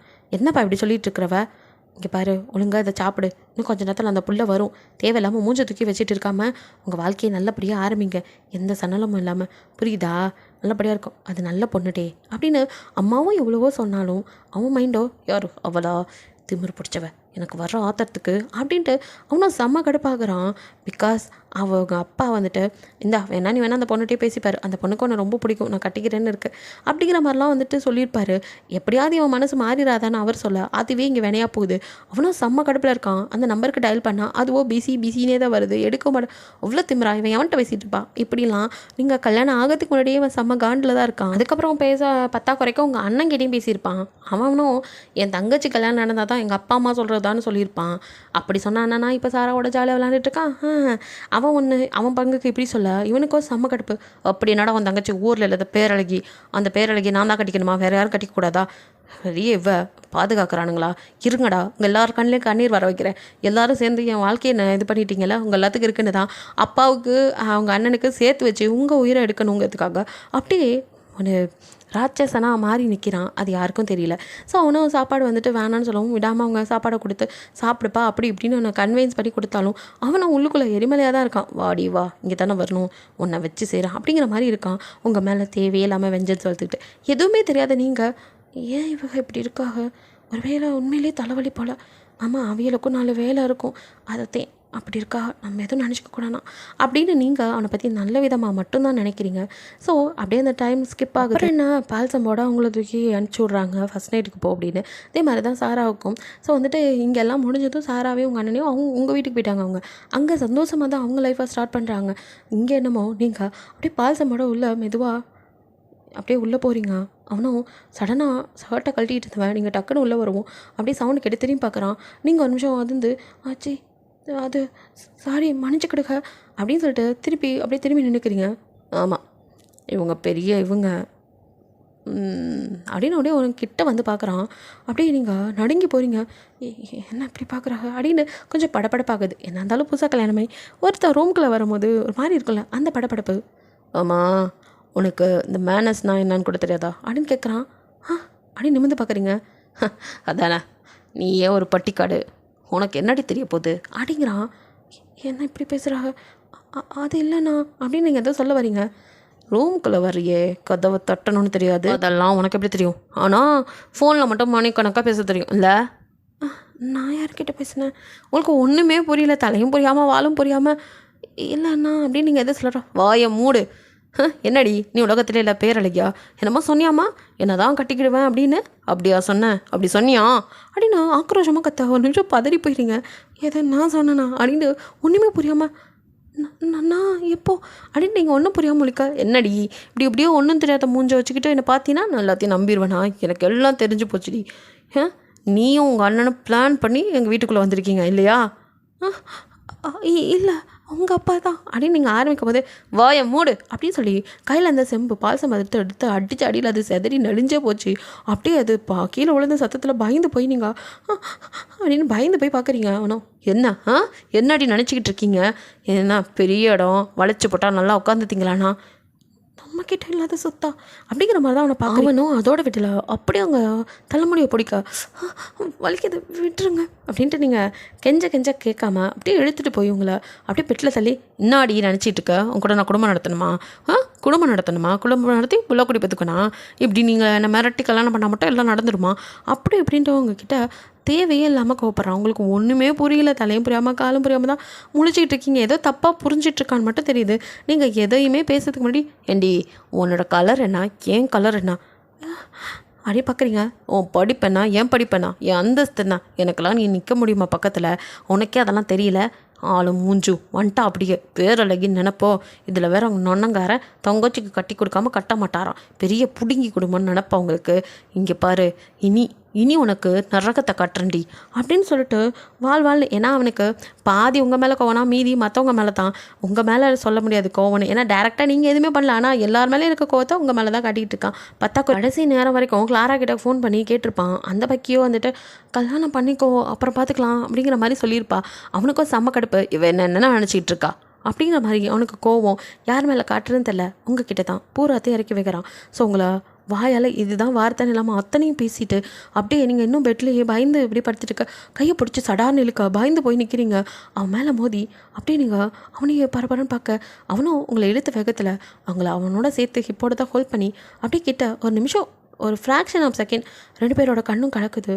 அப்படியே பார்த்தோன்னா டக்குன்னு உங்களை விட்டு, இனி இந்த பக்கம் வந்த அவ்வளோதான், தாலி ஏறிட்டா பொண்டாட்டி ஆயிடுவியா? என் பெட்டில் படுக்கிறதோ என் பக்கத்தில் படுக்கிறதோ ஏன் என் கிட்ட நெருங்கன்னு கூட நினைக்காத. என் குழந்தைய சுமக்கிற பாக்கியம் கூட உனக்கு கொடுக்க மாட்டேன், புரியுதா? நீ இனிமே இந்த வீட்டோட வேலைக்காரடி.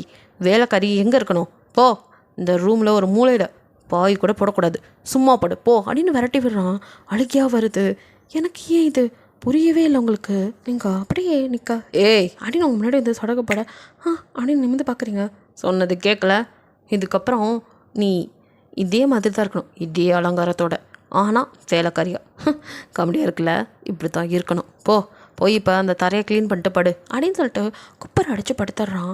ஸோ நீங்களும் வந்துட்டு அந்த இடத்த மாப்பெலாம் போட்டு அந்த ஈரத்தரையிலேயே அப்படி படுக்கிறீங்க. சில்லு இருக்க ஒரு மாதிரி இருக்குது. ஸோ வந்துட்டு ட்ரெஸ்ஸு சேஞ்ச் பண்ணலான்னு இருந்தால் எங்கடி எழுந்திருக்கிற அப்படிங்க.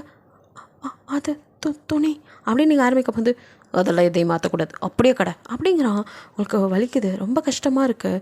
ஸோ கல்யாணம் ஆன ஃபர்ஸ்ட் நைட் எதிர்பார்க்காத இப்படி ஒன்று நடக்கும்னு நினைக்கவே இல்லை நீங்கள். ஸோ அப்படியே வந்துட்டு உங்கள் சாரியை முந்தானியை வச்சு உங்களை பொத்திக்கிட்டு அப்படியே படுத்துடுறீங்க. வேணாம், தூக்கி எந்திரிச்சு போகலாம் அப்படிங்கிற மாதிரி மனசு சொன்னாலும் இது கிராமம். இங்கே ஒரு பொண்ணு வாழ வெட்டியாக இருந்தால் என்னென்ன பேச்சு நடக்கும், அக்கம் பக்கத்தில் எப்படிலாம் பேசுவாங்க, குடும்பத்தை எப்படி பேசுவாங்க எல்லாம் உங்களுக்கு தெரியும். அதனாலேயே அமைதியாக எதுக்குன்னு தெரியாமல் அழுக மட்டும் வந்துகிட்டே இருக்குது. ஸோ இந்த ஒரே நாளில் நம்ம லைஃப் இப்படி மாறும்னு நினைக்கவே இல்லைன்னு ஃபீலிங்கோடு இருக்கீங்க. ஸோ அந்த நைட்டு அப்படியே ஸ்கிப் ஆகுது. அவனுக்கும் வேதனையாக தான் இருக்குது, உங்களுக்கும் அப்படி தான் இருக்குது. அவனுக்கும் எப்படா அப்பா சொத்தில் வந்து பணம் கொடுப்பாரு, வாங்கிட்டு போகலாம், அது வரைக்கும் இவ்வளோ வச்சு செய்யணும், மற்றவங்க செஞ்சதுக்கு உங்களை போட்டு படுத்தி எடுத்துகிட்ருக்கான். நீங்கள் மார்னிங் எழுந்து அவன் சொன்ன மாதிரியே இந்த ரெஃப்ரெஷ்லாம் ஆகிட்டு அதே மாதிரி எல்லாத்தையும் எடுத்து போட்டுட்டு அப்படியே கீழே வந்து நீங்கள் இப்போ கிச்சனில் சமையல் பண்ண ஆரம்பிக்கிறீங்க. ஐயோ ஏனுக்கு நீ பண்ணுறீங்க நாங்கள் பண்ணுறோம் அப்படின்னு எல்லோரும் பிடுங்கினாலும் இல்லைங்க இருக்கட்டும் நானே பண்ணுறேன் அப்படின்னு சொல்லிட்டு நீங்களும் வந்துட்டு எல்லா வேலையும் இழுத்து போட்டு செய்கிறீங்க. உங்கள் மாமியார் என்னடி என் மருமக்களை வேலை வாங்கிட்டு இருக்கிறீங்க அப்படின்னு சொல்லிட்டு வர, இல்லைங்க அத்தை நான் தான் எல்லாம் நானே செய்கிறேன்னு சொல்லுங்க, அவங்க எதுவும் சொல்லலைங்க அப்படிங்கிறீங்க. ஏம்மா இன்னும் கொஞ்ச நாள் போகட்டுமே கண்ணு அப்படிங்கிறாங்க. இல்லைங்க அத்தை அவைய தான் எல்லாம் நானே செய்யணும்னு சொல்லியிருக்காங்க, குடும்ப பொறுப்பை எடுத்து செய்யணுமா அப்படி இப்படின்னு நீங்கள் சமாளிக்க, சரி கண்ணு செய் அப்படின்னு அவங்களும் விட்டுடுறாங்க. அவங்களுக்கெல்லாம் அப்போ தெரியல இதெல்லாம் அந்த கௌரவமாக அவன் கொடுக்கல அவங்களுக்கு எல்லாத்தையும் உங்களை வந்துட்டு வேலைக்காரியாக நினச்சி செய்ய சொல்கிறான்னு. ஸோ அவனுக்கான எல்லா வேலைகளையும் உங்களை தான் செய்ய சொல்கிறான்.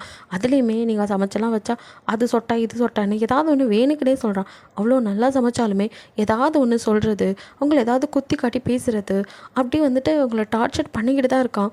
உங்களுக்கு எல்லாமே வந்துட்டு ஒரு மாதிரி இதுவும் கடந்து போகுங்கிற மாதிரி அமைதியாகவே கடைப்பிடிக்கிறீங்க. பிகாஸ் நீங்கள் மாமனார் முன்னாடி மாமா ஒன்று சொன்னால் தப்பாக நினச்சிக்க மாட்டேங்களே, எனக்கு இதை எப்படி ஹேண்டில் பண்ணுறதுனே தெரிலைங்க மாமா. நீங்கள் தான் வந்து என்னை பார்த்தீங்க, நீங்கள் தான் பிடிச்சிருக்கு, நான் தான் மருமகன்னு சொன்னீங்க. ஆனால் இப்போது அவைகளுக்கு இதில் விருப்பம் இல்லை போல இருக்கு மாமா, நான் வேணா போயிடட்டுங்களா அப்படின்லாம் கேட்டிருப்பீங்க. என்ன கண்ணு நீ அவன் கிடக்கான் எங்கே என்ன பண்ணிட போகிறான், நான் இருக்கல இப்போ நான் பார்த்துக்கிறேன் அப்படின்னு சொல்லிட்டு அந்த மனுஷன் ஆறுதல் சொல்லி அவன் அப்படி தான் சரியாயிருவாங்கிற மாதிரி உங்களுக்கு ஆறுதல் கொடுக்க நீங்களும் சரி என்னைக்காவது சரியாயிருவான்னு விட்டுடுறீங்க. அவனுக்கோ மன உளைச்சல் தாங்கலை. ஏன்னா இப்போ அவங்க அப்பா பணமும் வந்துட்டு இப்போல்லாம் தர முடியாது, நீ அவளோட குடும்பம் நடத்து, ஒரு குழந்தை குட்டி பிறக்கட்டும் அப்படி தான். பிகாஸ் இவன் பண்ணுற சேட்டையெல்லாம் தெரிஞ்சுக்கிச்சுல, எப்படியும் உங்களை விரட்டி விட்டுருவான் அப்படின்ட்டு தான் நீங்கள் வந்து பேசுனது வச்சு அவரும் வந்துட்டு ஒரு குழந்தைன்னு பிறந்துட்டா இவனை வந்து இங்கே வச்சு கட்டி போட்டுடலாம் அப்படிங்கிற மாதிரி அவரும் ஒரு பிளானை போட அவனும் இன்னும் கடுப்பாயிடுறான். ஸோ அந்த கடுப்பை உங்கள் மேலே தான் காட்டுறான். ஸோ நீங்கள் தூங்கிட்டு இருக்கும்போது திடீர்னு வந்து உங்கள் ட்ரெஸ் அப்படியே மேலே தூக்க பயந்துடுறீங்க. அப்படியே அடித்து பிடிச்சி நீங்கள் எழுந்துக்கிற நாடி அப்படி பார்க்குற அப்படின்னு போதையில் ஐயோ குடிச்சிருக்கேலா அப்படிங்கிறீங்க. குடிச்சா படுக்க மாட்டியா? இவ அழகி உன் கூடலாம் படுக்கணும்னா இப்படி தான் மூஞ்சு முகரையும் இருட்டில் கூட தெரிய மாட்டேன் அப்படி இப்படின்னு அசிங்கமாக பேசுகிறான். கஷ்டமாக இருக்குது. எதுக்கு இப்படிலாம் பேசுகிறீங்க?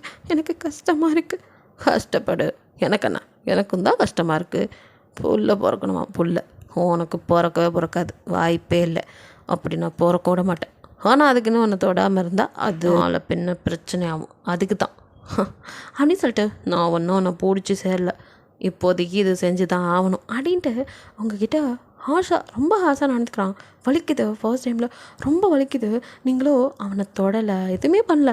அவன் எப்படி ஃபோர்ஸாக பண்ணுறானோ அதுக்கேற்ற மாதிரி நீங்கள் அப்படியே தரையை கையை அழுத்தி பிடிச்சிட்டு படுத்துருக்கீங்களே தவிர உணர்ச்சி எதையுமே காட்டல. கண்ணில் இது மட்டும் டியர்ஸ் வந்துகிட்டே இருக்குது.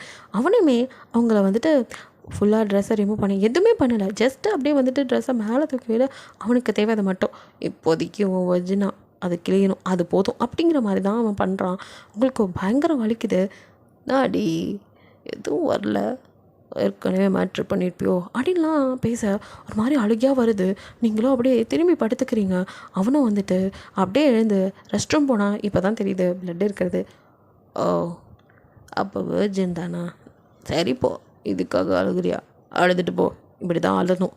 என்னை எதுக்கு கல்யாணம் பண்ண? அது என்னடி உன்னை நான் இவ்வளோ கொடுமைப்படுத்துகிறேன். போய் உங்கள் அப்பா உங்கள் அண்ணன் எங்கள் அப்பா யார்ட்டையுமே நியாயம் கேட்க மாட்டியா?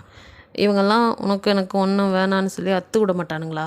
சி நான் ஊர்றிது அப்படின்னு சொல்லிட்டு அவனாக எதுவும் பண்ணக்கூடாது. உங்களை இப்படி பண்ணுறதுல நீங்களாக டிவோர்ஸ் கேட்கணுங்கிற மாதிரி அவன் பாடாப்படுத்த நீங்களும் வந்துட்டு அப்பா அம்மா மாமனார் சொன்னதை கேட்டுட்டு என்ன கஷ்டம் இருந்தாலும் பொறுத்துக்கணும் அப்படிங்கிற மாதிரி நினைக்கிறீங்க. உங்கள் அம்மாவுக்கும் உங்கள் மூஞ்சை பார்க்கும் போதெல்லாம் இந்த மாதிரி வீடு இந்த மாதிரிலாம் கூப்பிட்டு எதுவுமே அவன் கூட்டிகிட்டுலாம் போயிருக்க மாட்டான். ஆனால் அவங்க வந்துட்டு உங்களை பார்க்க வந்துருப்பாங்க. அப்பாலாம் வந்துட்டு என் பொண்ணு இங்கே வாழ்கிறதான் கௌரவம் அப்படிங்கிற மாதிரி பேச அப்பாவுக்காக எல்லாத்தையும் கேட்டுட்டு அமைதியாகிடுறீங்க. ஸோ உங்கள் அம்மா கிட்ட கூட நீங்கள் எதையும் சொல்ல, அவங்க மூஞ்சை பார்த்தே என்ன கண்ணு ஒரு மாதிரி இருக்கிறவ, என்னடி ஏதாவது சொல்லு அம்மா கேட்குறேன் அப்படின்னு என்ன தான் உங்கள் அம்மா தூண்டி துருவி கேட்டாலும் ஒன்றும் இல்லைங்கம்மா அப்படின்னு சொல்லி அம்மாவை ஹக் பண்ணிக்கிறீங்களே தவிர ஆறுதலுக்காக எதையுமே சொல்லலை. எல்லாத்தையும் நான் பார்த்துக்கிடு அப்படின்னு சொல்லிட்டு நீங்கள் அமைதியாக தான் இருக்கீங்க. ஏன்னா இந்த பக்கம் அண்ணா அண்ணியோட வாழ்க்கையும் இருக்குல்ல, உங்களுக்கு ஏதோ ஒன்றுனா கண்டிப்பாக அவங்களுக்கு பாதிக்கும்னு அமைதியாகவே அடக்கி வாசிக்கிறீங்க. அவனுக்கோ இவன் என்னடா எவ்வளோ அடித்தாலும் தாங்குறா அப்படிங்கிற மாதிரி தான் இருக்குது. வேணுக்கினே வந்துட்டு ட்ரிங்க்ஸ் பண்ணிட்டு வர்றது, வாந்தி எடுத்து வைக்கிறது, அதையும் கூட நீங்கள் முகம் சொல்லிக்காமல் க்ளீன் பண்ணிவிட்டு அந்த இடத்துல தான் படுத்துக்கிறீங்க. அதையும் அவன் கவனிச்சுக்கிட்டு தான் இருக்கான். என்ன வேலை சொன்னாலும் எவ்வளோ வேலை சொன்னாலும் எப்போ சொன்னாலும் தட்டாமல் செய்வீங்க. அத்தனை வேலையும் அவன் எப்படிலாம் இருக்க சொல்கிறானோ அப்படி தான் இருப்பீங்க. எல்லாத்தையுமே இழுத்து போட்டு செய்கிறது மட்டும் இல்லை, இப்போல்லாம் அது வந்துட்டு உங்களுக்கு பிடிச்சும் போச்சு. ஏன்னா இவன்கிட்ட இந்த ரூமில் இருந்து திட்டு வாங்கிறதுக்கு வெளியில் எல்லா வேலையும் பார்த்துட்டு இப்படியே ஓட்டிடலாம் காலத்தை அப்படிங்கிற மாதிரி மைண்ட் செட்டுக்கு வந்துட்டீங்க. ஸோ சாராவும் வந்துட்டு ப்ரெக்னெண்ட்டாக இருக்கா. அதை எல்லாத்தையும் சொல்லி அப்படியே வந்துட்டு ஹாப்பி ஆகுறா. ஊர்லலாம் அவளுக்கும் உங்களுக்கு ஒன்றா தானே கல்யாணம் ஆச்சு. ஸோ ஆரம்பிச்சிருவாங்களே அதே தான். கோவிலுக்கு போனாலும் என்ன கண்ணு விசேஷம் இல்லையா அப்படிங்கிற மாதிரி கேட்க ஆரம்பிக்க வலிக்குது. நான் வாழ்கிற வாழ்க்கையில் இது ஒன்று தான் குறைச்சேன் அப்படிங்கிற மாதிரி தான் இருக்குது. அப்படியே வந்துட்டு இந்த கேள்வி கேட்கும்போது லீக்கும் இப்போ கொஞ்சம் ஒரு மாதிரி உங்கள் முகம் மாறும்போது அவனுக்கும் ஒரு மாதிரி இருக்குது. ஏன்னா நாள் போக்கில் கொஞ்சம் கொஞ்சமாக அவனுமே மனசை நான் மாற ஆரம்பிச்சிருக்கான். ஏன்னா உங்களோட பொறுமை, அதையும் தாண்டி சகிப்புத்தன்மை, அப்புறம் அந்த இருக்கிற வேலைக்காரங்க கூடலாம் நீங்கள் பேசுகிறது சகஜமாக. அது மட்டும் இல்லை, உங்களுக்கு படிக்க தெரியாது, நீங்கள் பட்டிக்காடு அப்படின்லாம் தான் அவன் நினச்சிட்டு இருந்திருப்பான். அவங்கள பற்றி எதுவுமே தெரிஞ்சிருக்காது. பட் உங்கள் மாமனாருக்காக நீங்கள் வந்துட்டு சில சமயம் அக்கௌண்ட்ஸும் பார்த்து அவருக்கு எல்லாம் சொல்கிறீங்க. அவரோ சந்தோஷமாக உங்கள்கிட்ட பேசுகிற இதெல்லாம் அவன் கவனிக்கிறான். இப்போ தான் அவனுக்கு புரிய வருது, ஓ நம்ம நினைக்கிற மாதிரி இவ இல்லை, இவ என்ன மிஸ்டீரியஸாக இருக்கா, இவளுக்குள்ளே இன்னும் என்னென்ன இருக்குது அப்படிங்கிற மாதிரி தான் அவனும் ஆர்வமாக அதுலேருந்து உங்களை இது பண்ண ஆரம்பிக்கிறான். ஸோ சமையலையுமே ரசித்து சாப்பிட ஆரம்பிக்கிறான். அவ்வளோ சமையல் சூப்பராக சமைக்கிறீங்க. அவனும் வந்துட்டு அவனை தெரியாமையே அவன் மனசு கிளாராவோட அவங்கள ஒப்பிட ஆரம்பிக்குது. கிளாராவோட அவன் இருக்கும்போது கிளாரா வந்துட்டு எனக்கு அதை வாங்கி கொடு இதை வாங்கி கொடுன்னு எப்பயாவது ஏதாவது ₹1 குறைஞ்சா கூட உன்னால் இது கூட வாங்கி கொடுக்க முடியல அப்படின்னு முகம் சொல்லிக்கிறவ அவள். ஆனால் நம்ம லியோ அதுக்கெல்லாம் சலிச்சவன் இல்லை. அவனுக்கும் செம்ம கடுப்பாகும். இங்கே பாரு, என்ன நான் பாய் ஃப்ரெண்டாக நினச்சிட்டு இருக்கியா இல்லை ஏடிஎம் கார்டா தேய்க்க வரத்துக்கு நானும் உழைச்சி தான் சம்பாதிக்கிறேன் அப்படின்னு மூஞ்சில் அடிச்ச மாதிரி பேசக்கூடிய ஆள் தான். அப்படி இருந்தாலும் கிளாரா அவனையவே போட்டு படுத்தி எடுக்கிற ஒரு கேரக்டர். அதே மாதிரி அவளுக்கு பெருசாக ஒன்றும் டேலண்ட்லாம் கிடையாது. வேலைக்கு கூட லியோட ரெக்கமெண்டேஷனில் தான் ஒரு இடத்துல சேர்ந்துருப்பா. ஸோ அதை மாதிரி அவளோட கம்பேர் பண்ணும்போது இவ கிராமமாக இருந்தாலும் இந்த அளவுக்கு இவளுக்கு தெரியுதே அப்படிங்கிற மாதிரி தான் இருந்திருக்கு. ஸோ எவ்வளோ வேலை கொடுத்தாலும் சரிங்க, அந்த திருவிழா இதெல்லாம் வரும்போது கூட உங்களை தான் விட்டு சமைக்கலாம் விடுறான், எல்லாருக்கும் நம்ம வீட்டில் விருந்து அப்படின்லாம் வேணுக்கினே உங்களை வேலை வாங்கணுங்கிறதுக்காக செய்கிறான். பட் நீங்கள் அதை ஒரு சின்ன முகசொலிப்பு கூட இல்லாமல் எடுத்து போட்டு செய்கிறதும், இதுவும் இப்போ சாரா ப்ரெக்னெண்ட்டாக இருக்கா, அவளுக்காக எல்லாத்தையும் பார்த்து பார்த்து பண்ணுறதெல்லாம் பார்க்கும்போது அவனுக்குமே ஒரு இடத்துல உங்கள் மேலே எங்கேருந்தோ ஒரு சின்னதாக ஒரு பாசம் துளிர்க்க ஆரம்பிக்குது. அப்போது இந்த மாதிரிலாம் கேட்கும்போது அவனுக்குமே நம்ம சுயநலத்துக்காக இவ்வளோ இப்படி பண்ணிட்டோமே அப்படின்னு ஒரு மாதிரி வருத்தப்படுறான். பட் நீங்கள் அதெல்லாம் ஃபீல் பண்ணிக்கவே இல்லை. கடவுள் கொடுக்கும்போது கொடுப்பாரு அப்படின்னு அவங்க முன்னாடி சொன்னாலும் தனியாக வந்து நின்று கதறி கதறி அலறிங்க. அதையும் கவனிக்கிறான். அவனுக்குமே இப்போல்லாம் கொஞ்சம் குற்ற உணர்ச்சியாக இருக்குது. அப்படியே உங்ககிட்ட டக்குன்னு ஒட்டவும் முடியல, நிறைய படுத்திட்டான்ல. ஸோ உங்ககிட்ட கொஞ்சம் கொஞ்சமாக தான் பேசி புரிய வைக்கணும், தெரியாமல் கோவப்பட்டுட்டேன் அப்படிங்கிற மாதிரிலாம் அவன் நினச்சிட்ருக்க. ஸோ வந்துட்டு அதெல்லாம் சொல்லணும். அப்புறமா அவங்கக்கிட்ட வந்துட்டு பொறுமையாக லைஃப்பை ஸ்டார்ட் பண்ணலாம், இந்த திருவிழா வருது. ஸோ அதன் வேலைகள்லாம் நடந்துகிட்ருக்கு. அதனால் வந்துட்டு அவன் இதை தள்ளி போட்டுட்ருக்க. ஸோ இதுக்கு இடைப்பட்ட நாட்களில் சாராவுக்கு ஒரு ஆண் குழந்தையும் பிறக்குது. ஸோ வீட்டில் எல்லோரும் கொண்டாடுறாங்க. நீங்களும் உங்கள் ஜுவல்ஸ் எல்லாம் இருக்குல்ல, அதை தான் எடுத்துகிட்டு போய் அப்படியே வந்துட்டு சாரா குழந்தைக்கு கொடுக்குறீங்க. உங்களுக்கு குழந்தைய பிறக்காதா என்ன, இது எதுக்கு குழந்தை கொடுக்குற அப்படிங்கிற மாதிரி தான் உங்கள் அண்ணனும் சாராவும் கூட, அட என்ன அண்ணி, ஏதோ 1-2 கொடுக்க வேண்டியதான், இத்தனையும் தூக்கி கொடுப்பீங்க அப்படிங்கிற மாதிரிலாம் கேட்க, எனக்கு குழந்தையா, எனக்கு தான் இப்போதைக்கு பிறக்கிற மாதிரி தெரியலையே, அது பிறக்கும் போது பார்ப்போம், அதுக்கு வரைக்கும் அதுக்கு பிறந்தாலுமே நகை போட என்ன ஆளா இல்லை, எல்லாம் செய்ய மாட்டீங்க, இத்தனை நகையை வச்சு நான் என்ன பண்ண போகிறேன், இதெல்லாம் என் மருமகனுக்கு தான், அவனுக்கு வர போகிற பொண்டாட்டிக்கு அப்படின்னு சொல்லி நீங்கள் கொடுக்க, இதை கேட்குற லீக்கு செம்ம காண்டாகுது. அவனும் அப்படியே உங்களை முறைச்சி பார்த்துட்டு இருக்கான். அதை எதையும் நீங்கள் கவனிக்கல. ஸோ நகையை கொடுத்துட்டு நீங்கள் ரூமுக்கு போக பின்னாடியே சட்டுன்னு உங்களை பிடிச்சி இழுக்க அவன் மேலேயே மோதி என்ன அப்படியே நீங்கள் பயந்துடுறீங்க, அடிக்க தான் வரானோன்னு. அவனுக்கு அதுவே ஒரு மாதிரி குற்ற உணர்ச்சியா இது. கோவத்தை கண்ட்ரோல் பண்ணிட்டு, ஆமா யாரை கேட்டு நீ நகையை கொடுத்த அப்படின்னு கேட்குறான். அது அது இந்த வீட்டு நகை இல்லைங்க, நான் எதுவும் எடுத்து கொடுக்கலைங்க, அது அம்பட்டும் என் வீட்டில் எனக்குன்னு போட்ட நகைங்க அப்படின்ட்டு நீங்கள் அப்படியே ஒப்பிக்கிற மாதிரி சொல்ல, அது யார் நகைன்னு கேட்கல, எதுவாக இருந்தால் என்ன, அதை ஏன் கொடுத்த, எனக்கு எப்படியும் எனக்கு குழந்தைன்னு ஒன்று பிறக்க போகிறதில்ல, அது என்கிட்ட சும்மா இருக்கிறதுக்கு அவங்களுக்கு அது யூஸ் ஆகும்ல, அதையும் கொடுத்தேன் அப்படின்ட்டு நீங்கள் கண்ணில் டியர்ஸோட அவனை பார்க்க அவனுக்கோ அந்த குற்ற உணர்ச்சியில் செத்தலாம் போல இருக்குது. இத்தனைக்கும் காரணம் நான் தானே, அவனால் சொல்லவும் முடியல, நம்மளும் குழந்தை பெற்றுக்கோண்டி, நம்ம குழந்தைக்கிடி ஏன்டி இப்படி பண்ண அப்படின்னு. ஸோ அவனும் சரி கொடுத்துட்டேன், ஓகே, இதுக்கப்புறம் இங்கே உனக்குன்னு போட்ட நகையை கூட நீ எடுத்து கொடுக்கக்கூடாது அப்படிங்கிறான். அவன் சொன்னதுன்னா நம்ம குழந்தைங்களுக்கு தேவைப்படும் இருக்கட்டுங்கிற மீனிங்கில். பட் நீங்கள் ஆமாம் எனக்கு இங்கே எந்த உரிமையும் இல்லையா, நான் எதுக்கு அதெல்லாம் எடுக்க போகிறேன் அப்படின்ட்டு நம்மளை எடுக்கக்கூடாதுன்னு சொல்லாமல் சொல்கிறாங்க போல், இனி தொடக்கூடாது அப்படிங்கிற மாதிரி நீங்கள் நினச்சிக்கிறீங்க. எதையுமே மனசு விட்டு பேசாமல் தான் இப்படி இருக்குது. ஸோ அவனுக்கோ திருவிழா வேலைகள்லாம் வந்து அவங்க அப்பா வந்து பார்க்க சொன்னனால இதெல்லாம் முடிச்சுட்டு அதுக்கப்புறம் உனக்கு நான் சொத்து தரேன், ஏன்னா இப்போதைக்கு குழந்தை பிறகுற மாதிரி தெரியல, உன்னோட பிஸ்னஸ் பார்க்கணுங்கிறதுல நான் தரேன்னு அவரும் சொல்லியிருப்பார். இவனுக்கும் வந்துட்டு இப்போ அப்பா கொடுத்தாலும் சரி கொடுக்கலாட்டி சரி இப்படியே எங்கேயே இருந்துடலான்னு, ஏன்னா இந்த வாழ்க்கை அவனுக்கு பிடிச்சிருக்கு, உங்களோட இருக்கணும்னு நினைக்கிறான். ஸோ இப்போ தான் அவன் மனம் மாற ஆரம்பிச்சிருக்கு. இப்படியே கொஞ்ச நாள் போக அந்த திருவிழா அந்த மாதிரி டயத்தில் வந்துட்டு இந்த ஊரில் வந்து என்னென்னமோ வேலைகள்லாம் இருக்கும்ல, அதெல்லாம் தான் பார்த்துட்டு அலைஞ்சிட்ருக்கான்.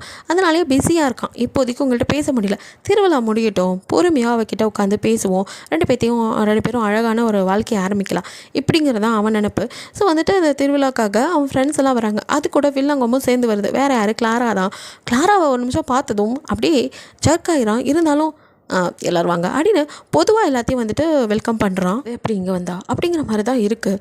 இதுக்கெல்லாம் முற்றுப்புள்ளி என்ன சொல்கிறது, தொடக்கப்புள்ளி உங்கள் மாமனார் தான். வேறு யார், அந்த மனுஷன் தான். அவரும் வந்துட்டு தெரியாமல் ஃபஸ்ட்டு உங்களை பிடிச்சி கட்டி வச்சு எப்படியும் சரியாயிருவான்னு நினச்சிருப்பார். பட் இப்போ அவன் சரியாரமாக தெரியல. அப்போ முன்னாடி சொல்லியிருப்பான் அவன் லவ் பண்ணுறேன்னு. அதனால் ஃப்ரெண்ட்ஸுங்க கிட்ட கேட்டு அவன் லவ்வர் யாருன்னு கேட்டு அந்த பொண்ணை இங்கே வர வச்சு கல்யாணம் பண்ணி வச்சலான்னு முடிவே பண்ணிட்டாரு. ஸோ அதான் கிளாரா கிட்ட பேசி அவர் தான் வர வச்சுருப்பாரு. கிளாராவும் அவரே சொல்லும் போது தைரியமாக வரலாம்ல. ஸோ கல்யாணம் பண்ணிக்குவாங்க நம்பிக்கையில் வந்துட்டா. இங்கே அவங்க மாமனார் தான். ஏன்னா இவ்வளோ 2 வருஷம் ஆக போகுது, இன்னும் குழந்தையே இல்லை. அவருக்கோ குழந்தை வேணும், பேரன் பேத்தியை பார்க்கணும். ஏதோ அவசரத்தில் அன்றைக்கி தப்பு பண்ணிட்டோம், இனி இது நடக்கக்கூடாதுன்ட்டு இந்த மனுஷன் இப்படி ஒரு முடிவை எல்லாருக்கும் தெரியாமையே எடுத்துட்டார். ஸோ கிளாரா வந்ததுமே வந்துட்டு இப்போது அப்படியே வந்துட்டு உரிமையோட அவன் பக்கத்தில் உட்காரா. அவள் ஷார்ட்டாக தான் ட்ரெஸ்லாம் பண்ணியிருக்கா. அதுவே வந்துட்டு மற்றவங்களாம் என்ன இந்த பிள்ளை இப்படி ட்ரெஸ் பண்ணியிருக்கு அப்படிங்கிற மாதிரி தான் பார்க்குறாங்க. இப்போது அப்படியே லீவ் பக்கத்தில் போய் உட்கார அவனுக்கும் ஒரு மாதிரி இருக்குது. நீங்கள் அப்படியே வந்துட்டு இதை பார்ப்பீங்க, ஒரு மாதிரி ஆயிடுவீங்கன்ட்டு அவனும் சடனாக எழுந்திருக்க. அப்போ தான் நீங்களும் வரீங்க. அவனை பொறுத்த வரைக்கும் நீங்கள் இதை பார்த்து ஃபீல் பண்ணுவீங்க அப்படின்னு நினைக்கிறான். அது மட்டும் இல்லை, இத்தனை வருஷமாக தனக்கு இவ தான் கரெக்டு அப்படின்னு அப்படின்னு நினச்சிட்டு இருந்த கிளாராவோட இப்போ அவனால் உட்கார முடியல. ஸோ அருகருப்பாக இருக்குது, அதனால தான் எழுந்திருப்பான். நீங்களும் ஜூஸை கொண்டு வந்து எல்லாத்துக்கும் அப்படியே கொடுத்துட்ருக்க. கிளாராவோ என்னலே உட்காருங்க அப்படின்னு பிடிச்சி கையை பிடிச்சி எடுத்து பக்கத்தில் உட்கார வைக்க. அவனும் ஒரு மாதிரி உங்களை பார்க்க, நீங்கள் அதை கண்டுக்க கூட இல்லை. எல்லாத்துக்கும் ஜூஸை கொடுத்துட்டு நீங்கள் பாட்டுக்குள்ளே போக, அவன் என் பக்கத்தில் இருந்தாலும் அதை பற்றி ஃபீல் கூட பண்ண மாட்டாளா அப்படிங்கிற மாதிரி இப்போ அவன் உங்களுக்காக ஏங்க ஆரம்பிக்கிறான். உள்ளே வந்த உங்களுக்குமே வலிக்குது. இருந்தாலும் அவைகளுக்கு அவங்க தான் பொருத்தமாக இருப்பாங்க அப்படின்ட்டு நீங்களாம் நினச்சிக்கிறீங்க. ஏன்னா உங்கள் மாமனாரும் இங்கே பாருமா இப்படி சொல்லுதுன்னு நினைக்காத, இதை வெளியே சொன்னால் எல்லோரும் என்கிட்ட தான் சண்டைக்கு வருவாங்க, புரிஞ்சுக்கிட மாட்டாங்க. நானும் வயசானவன், எனக்கும் பேரம் பேத்தி பார்க்கணுன்னு ஆசை இருக்காதா? மகளுக்கு பிறந்துடுச்சு, மகனுக்கு தான் குறை இருக்குமோன்னு பேசுகிறாகம்மா. இந்த கிராமம் தெரியும்ல, ஆம்பளை அப்படி இப்படின்னு அவரும் உங்கள் மண்டையை கழுவ. சரிங்க மாமா, புரிஞ்சுதுங்க அப்படின்ட்டு நீங்களும் அவனை விட்டு பிரிய ரெடியாக தான் இருக்கீங்க. அதுக்கேற்ற மாதிரி அவரும் சைலண்ட்டாக காய் நகத்தை. இங்கே லீ ஒரு மாதிரி இருக்கான். அவன் ஃப்ரெண்ட்ஸ் எல்லாம் நாச்சு மச்சான் ஏன்டா ஒரு மாதிரி இருக்கா, நாங்கள் வந்தது ஒன்று பிடிக்கலையா அப்படிங்கிற மாதிரி கேட்க. சச்சா அதெல்லாம் இல்லை, லாஸ்ட் டைம் நான் வந்துட்டு வந்ததை பற்றி அப்படின்னு சொல்லிட்டு அவன் ஒரு ஃப்ரெண்டை மட்டும் தனியாக கூப்பிட்டு அவன்கிட்ட பேச சில விஷயங்கள் 2 பேரும் பேசிகிட்டு இருக்கானுங்க. ஸோ அவனும் வந்துட்டு ஒரு என்ன சொல்கிறது, ஒரு குற்ற உணர்ச்சியில் இருக்க மாதிரி இருக்குது. அவனை வந்துட்டு ஃப்ரெண்டுக்கிட்ட சில விஷயங்கள் சொல்லி இதை பற்றி எனக்கு விசாரிச்சு சொல்லு அப்படிங்கிறான். ஓகே மச்சான் அப்படிங்கிற மாதிரி அவனுங்களும் சொல்கிறானுங்க. ஸோ இப்படியே வந்துட்டு அந்த திருவிழா நாளும் வருது, திருவிழாவும் முடியுது. முடிஞ்சதுமே வீட்டில் வந்துட்டு அது என்ன சொல்லுவாங்க, இந்த ஃபங்க்ஷன் ஒன்று வச்சுருக்காங்க, பூஜை வச்சுருக்காங்க. அந்த பூஜையில் வந்துட்டு ஷர்ட்டை கழட்டிட்டு ஹஸ்பண்ட் அண்ட் ஒய்ஃபாக உட்காந்தா பூஜை பண்ணணுமா.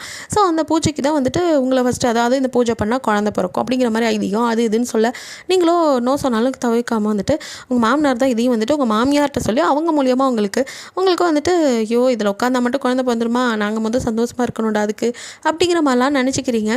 ஸோ வந்துட்டு வேறு வழி இல்லை, விட மாட்டாங்க, நீங்கள் உட்காந்துறீங்க. ஸோ லீயும் வெளியிலேருந்து வந்தவனா, தம்பி இப்படி வாப்பா வந்து உட்காரு கண்ணு, பூஜை அப்படின்னு சொல்லி கூப்பிட. எது அப்படின்னு பார்க்குறேன். உட்காந்துருக்கதை பார்த்ததுமே கிட்ட வந்துட்டான். இது என்ன பூஜை அப்படிங்க. உங்களுக்கு குழந்தை பிறக்கணும் தான் கண்ணு அப்படின்னு அம்மா சொல்ல அவனுக்கும் சுருக்குன்னு வலிக்குது. உங்களை தான் பார்க்குறான்.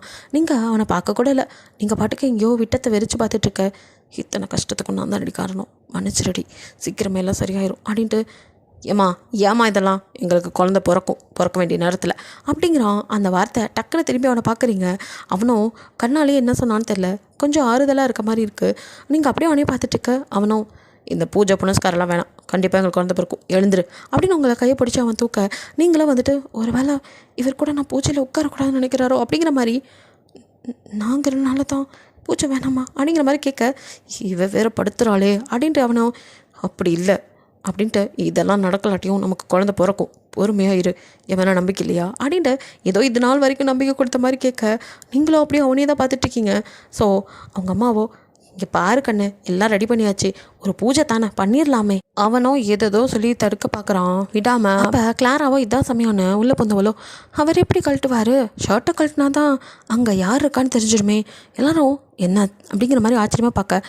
அதுவா, அவர் ஷர்ட்டை கழட்டி பாருங்க, பின்னாடி முதுகில் என்னோடய ஃபோட்டோ தான் இருக்கும், டாட்டூ போட்டிருக்காரு. நான் தான் அவர் மனசுக்குள்ளே இருக்கேன், நீங்கள் தான் அவருக்கு இவ்வளோ பிடிச்சி கட்டி வச்சிட்டிங்க, எப்படி இந்த பூஜையில் உட்காருவார் அப்படி எப்படின்னு அவள் பாட்டுக்கு பேச அதிர்ந்து போய் நிற்கிறீங்க. அவ்வளோதான், லீயோ உடஞ்சி போயிட்டான். எதை எப்போ சொல்லணுமோ அதுக்குள்ளே எடுத்து சொல்லிட்டாலே அப்படிங்கிற மாதிரி இருக்குது. அதுலேயும் அந்த டாட்டூ உண்மைதான், அதனால் அவனுக்கு ஒரு மாதிரி இருக்குது. இல்லை, அவள் சொல்கிறதெல்லாம் போய் நம்பாதீங்க யாரும் அப்படின்ட்டு. கிளாரா நீ முதல் வீட்டை விட்டு வெளியே போ அப்படின்னு சொல்லி கிளாரா வெளியே தள்ளுறதுலேயே இருக்கான். ஒரு நிமிஷம் அப்படிங்கிறீங்க.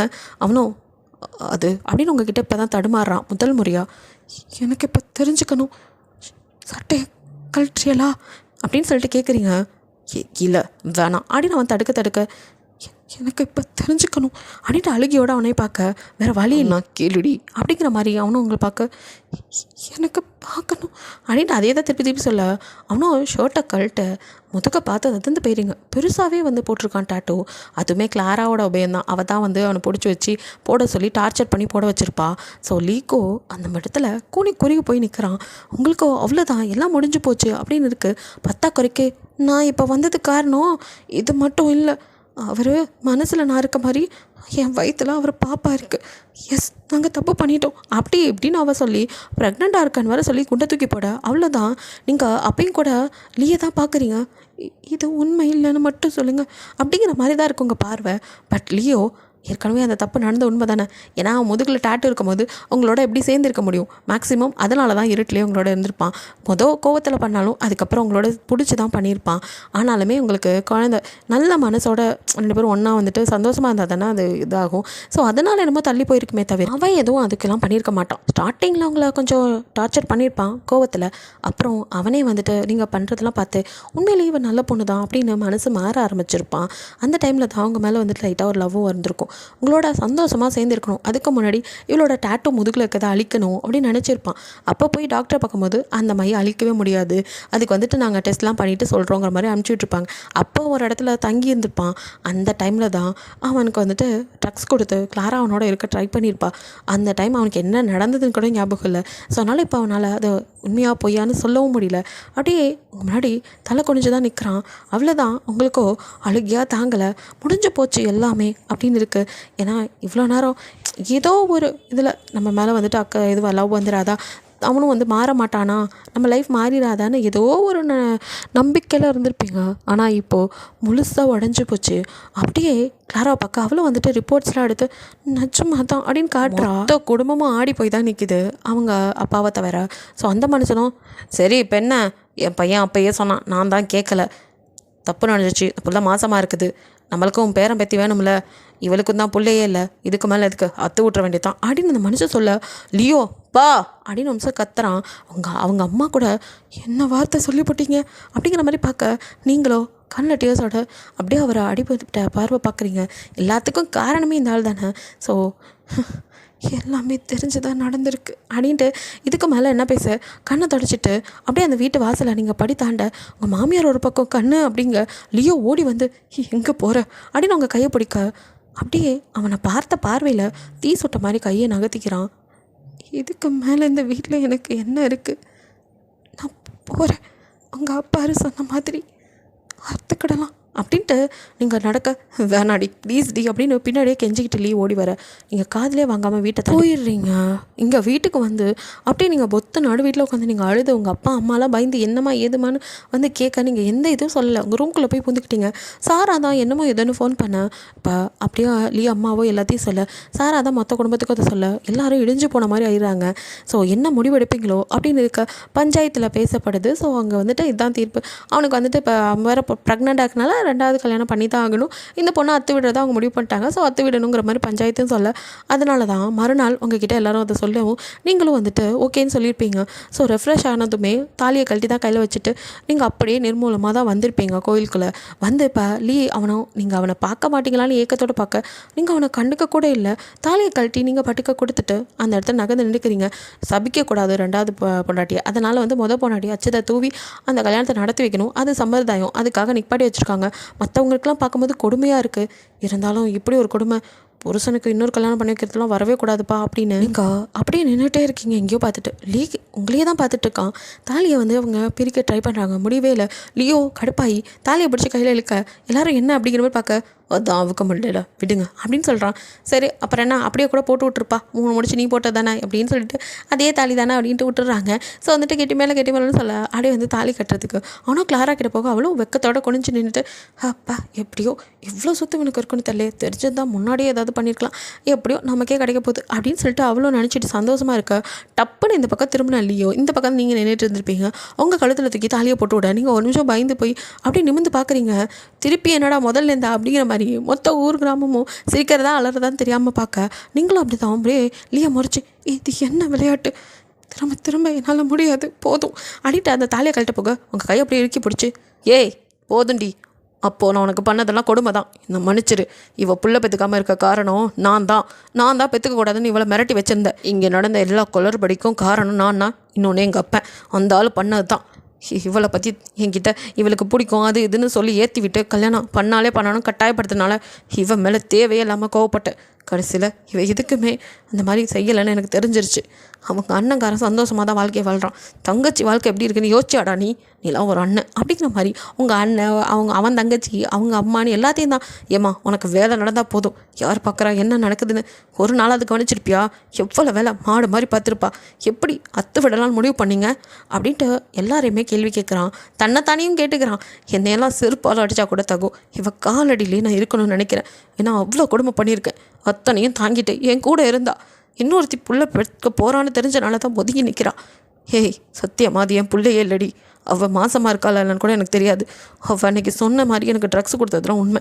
ஆனால் நான் அவளோட இல்லடி, அதுக்கு காரணம் அப்படின்னு சொல்லிட்டு உங்களை அவன் மனசில் நினச்சிக்கிட்டு இருக்கான். அப்படின்னு இங்கே பார்த்தியா அப்படின்ட்டு நெஞ்ச காட்டுறான். இப்போ கிழிச்சி சட்டையை பின்னாடி போட்ட டாட்டூக்கே ஒன்றியே முன்னாடி முழுவத்தை தாண்டி போட்டிருக்கேன். இது காலத்துக்கும் அழிக்க முடியாமல் போட்டிருக்கேன். தோ அவள் டாட்டுவை கொஞ்சம் கொஞ்சமாக அழிக்கிறதுக்கு டேப்லெட் சாப்பிட்டுட்ருக்கு. கண்டிப்பாக அது ஃபுல்லாக என்னை விட்டு போயிடும்டி. அவளோட நினைவுகள் மாதிரி எல்லாத்தையும் மறந்துடுவேன். நீ மட்டும் எனக்கு போதும்டி. தெரியாமல் தப்பு பண்ணிட்டேன், மறுபடியும் அதை தப்பு பண்ண மாட்டேன். நான் சொல்கிறத நீ நம்ப மாட்டேன்னு தெரியும் அப்படின்னு ஃப்ரெண்ட்ஸ் எல்லாம் கூப்பிட்டு இப்போ தான் எவிடன்ஸ் எல்லாம் காட்ட கிளாராவுக்கும் இங்கே உதறல் எடுக்குது. அவள் போய் தான் சொல்லியிருப்பா. ஸோ கண்டுபிடிக்க மாட்டாங்க, எப்படி திரும்ப கல்யாணம் பண்ணதும் கன்சீவ் ஆகிருக்கலாம் அப்படிங்கிற மாதிரி நினச்சிருப்பா. பட் எல்லா கூட்டும் வெளியாயிடுச்சு. மாமனாரே வந்து அது பேர் அடி பாவி அப்படிங்கிற மாதிரி பார்க்க அவ்வளோ தன்னை குடிஞ்சு நிற்க. ஸோ கிளாராவை ஊர் மக்கள்லாம் மொத்தாத குறையா ஒழுங்காக ஊரை விட்டு ஓடிடு அப்படிங்கிற மாதிரி ஃப்ரெண்ட்ஸோடு சேர்த்து அமுச்சு விட்டுறான். இல்லை இதுக்கு மேலே என் வாழ்க்கையில் தலையிடாது அப்படின்னு. அப்பாவுக்கு அதே மாதிரி தான். இதுக்கு மேலே அவன் சொத்து வேணாம், ஒரு மயிறு வேணாம், ஆனால் என் பொண்டாட்டியை பிரிக்கணும்னு நினச்சேன், அவ்வளோதான், இதுக்கு மேலே உன்னை விட்டு வைக்க மாட்டேன்னு அவருக்கு ஒரு மிரட்டலை போட்டு உங்களுக்கு அப்படியே பார்க்குறான். எல்லாரையும் திரும்பி பார்த்துட்டு என்னை மன்னிச்சிடுன்னு காலிலே விழுந்துடுறான். அத்தனை பேர் முன்னாடி ஒரு ஆம்பளை காலில் விழுந்து கத்துறும்போது எல்லாமே இல்லைன்னு ஆயிருமா, தப்பு பண்ணிவிட்டு மன்னிப்பு கேட்டால் சரியாயிருமா, அதுதான் தோணுது. ஸோ நீங்கள் எந்த பதிலும் சொல்லலை, அப்படியே தலையும் கழட்டலை, அந்த கோயிலை விட்டு வெளியே போயிடுங்க, நீங்கள் மன்னிப்பீங்க, மனசு மாறுவீங்கன்னு உங்களுக்காக வெயிட் பண்ணுறான். டெய்லி உங்களை வந்து பார்க்குறான், உங்ககிட்ட பேசுகிறான், மன்னிப்பு கேட்குறான், உங்களுக்காக என்னெல்லாம் செய்ய முடியுமோ அத்தனையும் செய்கிறான், உங்களுக்கு பார்த்து எல்லாம் செய்கிறான். ஆனால் அவன் வீட்டில் அவனும் உங்கள் வீட்டில் நீங்களும் இருக்கீங்க. அவனுக்கு அந்த ரூம் நீங்கள் இல்லாத தனியாக ரொம்ப கொடுமையாக இருக்குது, ஆனாலும் சகிச்சுக்கிறான், எல்லாத்தையும் பொறுத்துக்கிறான், எந்த அவமானப்படுத்தினாலும் வாங்கிக்கிறான். உங்கள் வீட்டிலலாம் அவனை அப்படியே திட்டுறாங்க, உன்னால் தாண்டா என் பொண்ணோட வாழ்க்கை எப்படி இருக்குங்கிற மாதிரிலாம் களி ஊற்றினாலும் எல்லாத்தையும் வாங்கிட்டு உங்களுக்காக சகிச்சுக்கிட்டு அவங்களையே சுற்றி வரான். ஈஸ்டி மன்னிச்சிருடி, தெரியாமல் பண்ணிவிட்டேன், அத்தனையும் தப்பு தான். நான் உன்னை அந்த ரூமில் வச்சு கொடுமைப்படுத்தின மாதிரி நீயும் அங்கே என் கூடயே வந்துருந்து என்னை கொடுமைப்படுத்துடி, பரவாயில்ல, ஆனால் இப்படி தள்ளி போகாதடி, நீ இல்லாமல் என்னால் இருக்க முடியலடி. கதறான். கஷ்டமாக தான் இருக்குது, ஏன்னா நீங்கள் அவனை விரும்பியிருக்கீங்கல்ல. ஆனாலும் அவன் படுத்தின பாடு கொஞ்சம் கொஞ்சமாக தான் உங்கள் மனசை மாற்றுறான். நீங்களும் வந்துட்டு இப்போல்லாம் கொஞ்சம் பரவாயில்ல, அவனை பார்த்தா வந்துட்டு முகம் கொடுத்தாது பேசுகிறீங்க, வீட்டுக்கு வந்துடலாமே அப்படின்னு கூப்பிட்றான். உங்கள் வீட்லேயும் வந்துட்டு அதான் மாப்பிள்ளை இவ்வளோ திருந்தி உனக்காக எல்லாம் பண்ணுறாரு, இங்கேயே இருக்காரு, கொஞ்சம் யோசிக்கலாமேம்மா அப்படிங்கிறாங்க. ஸோ நீங்களும் யோசிக்கிறீங்க, சரி அவனோட போகலாம் அப்படின்னு நினைக்கும் போது உங்களுக்கு கிறுக்குன்னு வருது. ஸோ வந்துட்டு ஹாஸ்பிட்டலில் அட்மிட் ஆகிருக்கீங்க. பதறி அடிச்சுட்டு ஓடி வரான். அவன் ஓடி வந்து பதட்டத்தில் நிற்கும் போதே தெரியுது எந்த அளவுக்கு பதறி இருக்கான் உங்களுக்கு ஒன்றுன்றோன்னு அப்படின்னு. அவன்கிட்ட யாரும் சொல்லலை, உங்களுக்கு மயக்கம்னு தெரிஞ்சு இப்படி ஓடி வந்திருக்கான். என்னடி ஆச்சு, சரியாக சாப்பிட்லையா, ஏண்டி ஃபீல் பண்ணிட்டே இருக்கியா, இனி ஒன்று நான் கூப்பிட மாட்டேன்டி, நீ உன் வீட்லேயே இரு, நான் உன்னை கம்பல்லாம் பண்ண மாட்டேம்மா, நீ நல்லா இருந்தால் போதும் அப்படிங்கிற மாதிரி தூரத்தில் இருந்தால் உன்னை பார்த்துக்கிறேங்கிற மாதிரி கண்ணீரோடு அவன் பேசுகிறது அது உண்மைன்னு உங்களுக்கு புரியுது. அவன் கையை பிடிச்சி அப்படியே எடுத்து அவங்க வயிற்றில் வைக்க அவனும் ஆச்சரியமாக உங்களை பார்க்க அப்படின்னு மண்டையாட்சிங்க. நிஜமாவா அப்படின்னு கை நடுங்க வயிற்று தொட்டு பார்த்து உங்களை பார்க்குறான். கடவுளே நம்ம மேலே பரிதாபப்பட்டுட்டார் போல அப்படிங்கிறீங்க. கடவுள் பரிதாபப்படுறாரோ மன்னிக்கிறாரோ அது தேவையே இல்லை. என் பொண்டாட்டி நீ மன்னிச்சா போதுண்டி. இந்த உலகத்தில் எத்தனை பேர் என்னை திட்டி என்னை ஒதுக்குனாலும் நான் கவலைப்பட மாட்டேன். நீ மட்டும் எனக்கு போதுண்டி, உன்னை ரொம்ப படுத்திட்டல, மன்னிச்சிருமா. உங்கள் காலை அப்படியே பிடிக்க அவன் கண்ணீர் உங்கள் காலில் விழுக டப்புன்னு எழுந்து ஐயோ என்ன பண்ணுறீங்க அப்படின்னு அவனை நீங்கள் அப்படியே பார்க்க இருந்தாலும் உனக்கு என் மேலே இவ்வளோ காதல் இருக்கக்கூடாதுடி அப்படிங்கிறான். நீங்களும் அதுதான் காதல், எதையும் எதிர்பார்க்காம வர்றது அப்படிங்கிறீங்க. ஸோ நானும் புரிஞ்சுக்கிட்டேன்டி, சும்மா சுற்றுறது ஒருத்தி கெத்தாக கூட வச்சுக்கிறதுக்கு காதல்னு தப்பாக புரிஞ்சுக்கிட்டேன். இப்போ தான் புரியுது, மனசுலேருந்து வரணும்டி உனக்கு இருக்கிற மாதிரி அப்படின்னு சொல்லி உங்களை ஹக் பண்ணிவிட்டு மன்னிச்சிட்டியா அப்படின்னு கேட்குறான். முயற்சி பண்ணுறேன் அப்படிங்கிறீங்க. அது போதும், என் கூட இருந்து முயற்சி பண்ணு அப்படின்ட்டு ஒரு வழியாக வீட்டுக்கு கூட்டிகிட்டு போவேன். சந்தோஷமாக இருக்குது. அவங்க அப்பாவை மட்டும் ஒதுக்கியே தான் வச்சுருக்கான். அந்த மனுஷனும் உங்கள்கிட்ட என்ன மன்னிச்சிருக்கன்னு அப்படின்னு மனசார மன்னிப்பு கேட்க ஒரு அப்பாவாக அவரோட ஃபீலிங்ஸ் புரிஞ்சுக்கிட்டு சரின்னு விட்டுடுறீங்க. மற்றபடி அது உங்கள் மனசுக்கு தான் தெரியும். ஏன்னா மன்னிப்புங்கிறது நம்ம சீக்கிரமாக கொடுத்துட முடியாதுல்ல. நம்ம உணரும் போது தான் மன்னிப்பை கொடுக்கறதுக்கு தோணும். அவங்க செஞ்ச தப்பை உணர்ந்து அவங்க கேட்குற மன்னிப்பை விட நம்ம அதெல்லாம் மறந்து அந்த மன்னிப்பை ஏற்றுக்கணும். அதுதான் சரிப்பட்டு வரும். ஸோ இப்படியே காலங்கள் ஓடுது. கொஞ்சம் கொஞ்சமாக மனசுகள் மாறுது. நீங்கள் கன்சீவாக இருக்கும்போது உங்களை பார்த்து பார்த்து கவனிச்சுக்கிறாங்க. ஸோ மாமனார் கூட உங்களுக்காக எல்லா சேவையும் சேர்த்து செய்கிறாரு. எப்படி மகன் பார்த்துக்கிறானோ அதே மாதிரி ஒரு மாமனாராக இல்லாமல் ஒரு மகளாக நினச்சவங்கள இப்போ பார்க்க ஆரம்பிக்கிறாரு. ஸோ உங்களுக்கு அதுவும் புரியுது. இதுக்கப்புறம் கொஞ்சம் கொஞ்சமாக உங்கள் மனசும் மாறுது. சட்டுன்னுலாம் எடுத்தோன்னே யார் மனசும் மாறாதில்ல. கொஞ்சம் கொஞ்சமாக தான் மாற்ற முடியும். அதே மாதிரி தான் லியோ உங்களை பார்த்து பார்த்து எல்லாம் பண்ணானே தவிர உங்கள் கிட்ட வரல.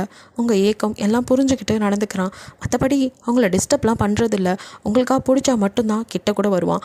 அப்படி தான் உங்களை பெட்டில் நீங்களோ இல்லை நான் தரையிலே அப்படின்னு ஆரம்பிக்க மன்னிச்சிருடி, தெரியாமல் பண்ணிட்டேன், விட்டுறேன், அதையே திரும்ப யோசிக்காத, எனக்கும் வலிக்குதுடி, உனக்கும் வலிக்கும்னு தெரியுது அப்படிங்கிறான். அப்படியே ஒரு லைட்டான ஸ்மைலு. அவன் சொல்லும் போது வலிக்காதது இப்போ நீங்கள் சொல்லி கேட்கும் போது வலிக்குது. அதனாலேயே உங்களுக்காக எல்லாம் செய்கிறான்.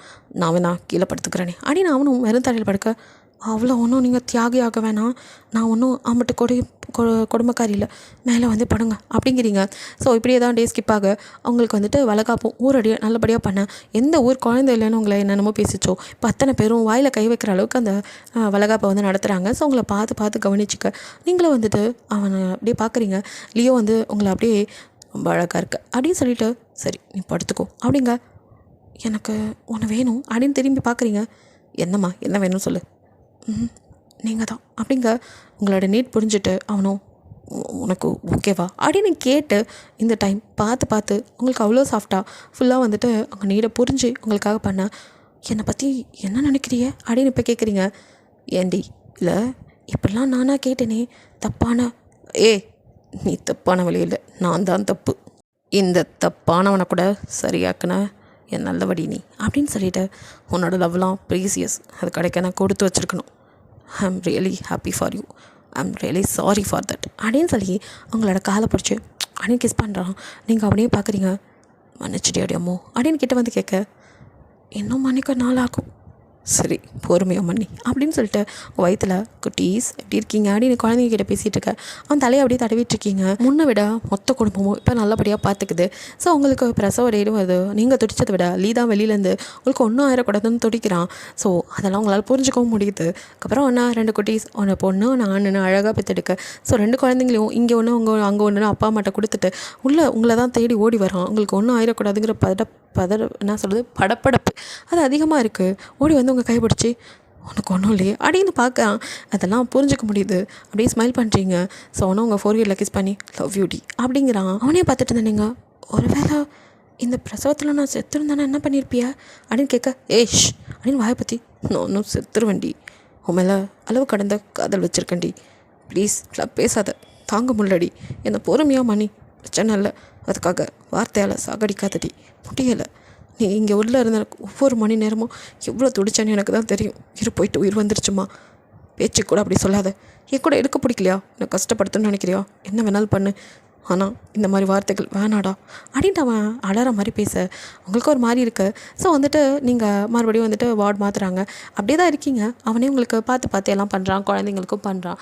ஆனாலுமே இன்னும் வந்து இந்த மன்னிச்சிட்டிங்க அப்படின்னு ஒரு அந்யோன்யமாக இல்லை. கிஸ் பண்ணிக்கிறீங்க, ஹக் பண்ணிக்கிறீங்க, பட் இன்னும் ஒரு லவ்வோட அதெல்லாம் இல்லை. ஏன்னா வலிக்கும்ல, வலிக்க நிறையா பண்ணியிருக்கான்ல. ஸோ கொஞ்சம் கொஞ்சமாக தானே மாற முடியும். இப்படியே போகுது. ஸோ வந்துட்டு அந்த குழந்தைக்கு அப்புறம் 5 இயர்ஸ்க்கு அப்புறம் நீங்கள் வந்துட்டு அப்படியே நின்றுட்டு எங்கேயோ வெறிக்க பார்த்துட்டு இருக்க. லீவ் வந்து என்னாச்சுமா என்ன வேணுங்கிறான். இந்த 5 வருஷத்தில் அவன் உங்களை தொடவும் இல்லை, நீங்கள் கேட்காம எதையும் செஞ்சதும் இல்லை. நீங்களாக தான் எப்போயாச்சும் அவன்கிட்ட நீட் அப்படின்னா போய் நிற்பீங்க. அவனும் வந்துட்டு உங்களுக்காக எல்லாத்தையும் செய்வான். ஆனால் நீ தான் வந்த அப்படிலாம் சொல்கிறதும் இல்லை, உங்களை குத்தி காட்டுறதோ எதுவுமே கிடையாது. ஸோ நீங்களே பார்த்து இப்போ அப்படியே வந்துட்டு அப்படியே நின்றுட்டுருக்க. லீவ் வந்து என்னாச்சு, பசங்க வளர்ந்துட்டாங்க, 5 வயசு ஆயிடுச்சு. ஆமாம்மா ஸ்கூல் சேர்க்கணுமா? ஆமாம் சேர்க்கணும். அதுக்கு முன்னாடி எல்லோரும் சாராலாம் 2வது குழந்தை பெற்றுக்கிட்டாங்க, அதுக்கு அப்படிங்கிற மாதிரி லீவ் பார்க்க எனக்கும் பெற்றுக்கணும். சரிம்மா.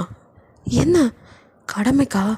ஓ அப்போ மறுபடியும் ஆரம்பிக்காத, அப்படிலாம் எதுவும் இல்லை, நீ என்ன இன்னும் மன்னிக்கலை. ஸோ அதான் நானும் உனக்கு எப்போ மனசு மாறுதோ. யார் சொன்னா மன்னிக்காமல் தான் எல்லாம் பண்ணிகிட்ருக்கேனா? ஒன்றும் டக்குன்னு உங்களை பார்க்க நானா வந்து கேட்குற வரையும் நீங்களாம் வர மாட்டீங்க அப்படி தானே? அப்போ நீங்கள் இன்னும் அப்படிலாம் இல்லை, எனக்கு ஒன்று அவ்வளோ பிடிக்கும், ஐ love you so much. But நீ என்னால் ரொம்ப கஷ்டப்பட்டிருக்க. என்னை நீ மன்னிக்கிற வரைக்கும் எதுவும் வேணான்னு தான் ஒதுங்கி அப்படியே இருந்துருவீங்களா அப்போ காலத்துக்கும்? அது அப்படிங்க ரொம்ப ஓவராக நல்லவனா நடிக்காத, பார்க்க முடியல. எனக்கு நீங்கள் இப்போ வேணும் அப்படின்னு அவனை இழுத்து, எனக்கு 2வது பாப்பா வேணும் அப்படிங்கிறீங்க. பெற்றுக்கலாமா அப்படிங்கிறான். மன்னிச்சிட்டியா அப்படின்னு அப்பயும் கேட்குறான். மன்னிச்சிட்டேன்டா போதுமா அப்படிங்கிறீங்க. அவங்க லிப்பில் அப்படியே ஆசை அப்படியே வந்துட்டு கிஸ் பண்ணுறான் ரொம்ப ஹார்டாக. அப்படியே கிஸ் பண்ணிவிட்டு, ஐயோ எத்தனை நாள் இந்த வார்த்தைக்காக வெயிட் பண்ண தெரியுமா அப்படின்னு கண்ணில் டியர்ஸோட, சாரிடி சாரி ஃபார் எவ்ரி திங் அப்படின்னு அவங்கள ஹக் பண்ணி அப்படியே லவ் யூ டி பொண்டாட்டி அப்படின்னு ஃபோர்வேர்டில் கிஸ் பண்ண, லவ் யூ அப்படின்னு நீங்களும் ஹக் பண்ணிக்கிறீங்க. ஸோ இத்தனை வருஷம் கழிச்சு ஹாப்பியான அப்படியே வந்துட்டு உங்களோட மூமெண்ட்டை 2 பேரும் வசிக்கிறீங்க. ஸோ 2 பேரும் ஒன்றா இருக்கீங்க. இத்தனை வருஷம் இல்லாத ஹாப்பியான மூமெண்ட்டாக இருக்குது. 2 பேரும் அப்படியே வந்துட்டு ஒன்றா இருக்காது. அந்த லவ் மேக்கிங் அவ்வளோ ஒரு லவ்வோடு நடக்குது. ஸோ லீ அப்படியே நீங்கள் பார்த்து, மாமா அப்படிங்க அவனுமே பாப்பா அப்படின்னு சொல்லி அப்படியே மேக் அவுட் பண்ண. ஸோ அப்படியே நீங்கள் அவனை பார்க்குறீங்க. அவனும் உங்களே பார்க்க நீங்கள் அவனை இழுத்தவங்க காதுக்கிட்ட, ஆல்ரெடி பாப்பா வந்தாச்சு, கொஞ்சம் மெதுவாக பண்ணுங்க அப்படிங்கிறீங்க. ஒடிப்பாவி அப்படிங்கிற மாதிரி பார்க்க சிரிக்கிறீங்க. அவனும் உங்கள் லிப்பில் அப்படியே கிஸ் பண்ணிவிட்டு, நிஜமாவா அப்படின்னு கேட்க, எத்தனை 2 மாதத்துக்கு முன்னாடி என்ன பண்ணீங்க? நீ தானே பாப்பா வந்த அப்படிங்கிற மாதிரி அவன் பார்க்க, நான் தான் வந்தேன், அதன் விளைவு தான் இப்போது 2 months உள்ளே இருக்காங்க. ஐயோ முன்னாடி சொல்லியிருக்கலாம்ல அப்படிங்க. சொல்லியிருந்தால் மட்டும் இப்போ மட்டும் என்ன சாஃப்டாக தானே பண்ணுறீங்க அப்படிங்கிறீங்க. ஏண்டி ஹார்டாக வேணுமா அப்படிங்க. ஐயோ வேணாப்பா தாங்காது அப்படிங்க. சிரிச்சிட்டே அவனும் அவங்கள அப்படியே கிஸ் பண்ணி, லவ் யூ டி பொண்டாட்டி, இனி இப்படிலாம் நடந்துக்க மாட்டேன் அப்படின்னு மறுபடியும் மன்னிப்பு கேட்க, ஒரு வழியாக மன்னிச்சிட்டிங்க. ஸோ ஹாப்பியான உங்கள் லைஃபையும் ஸ்டார்ட் பண்ணிட்டீங்க. ஓகே, அது ஒரு குட் எண்டிங்காக இருக்குன்னு நினைக்கிறேன். பிடிச்சிருந்தா லைக் பண்ணுங்கள், ஷேர் பண்ணுங்கள், மறக்காமல் சப்ஸ்கிரைப் பண்ணுங்கள், அப்படியே கொஞ்சம் கமெண்ட் பண்ணிடுங்க. பாய், தேங்க்யூ ஃபார் வாட்சிங்.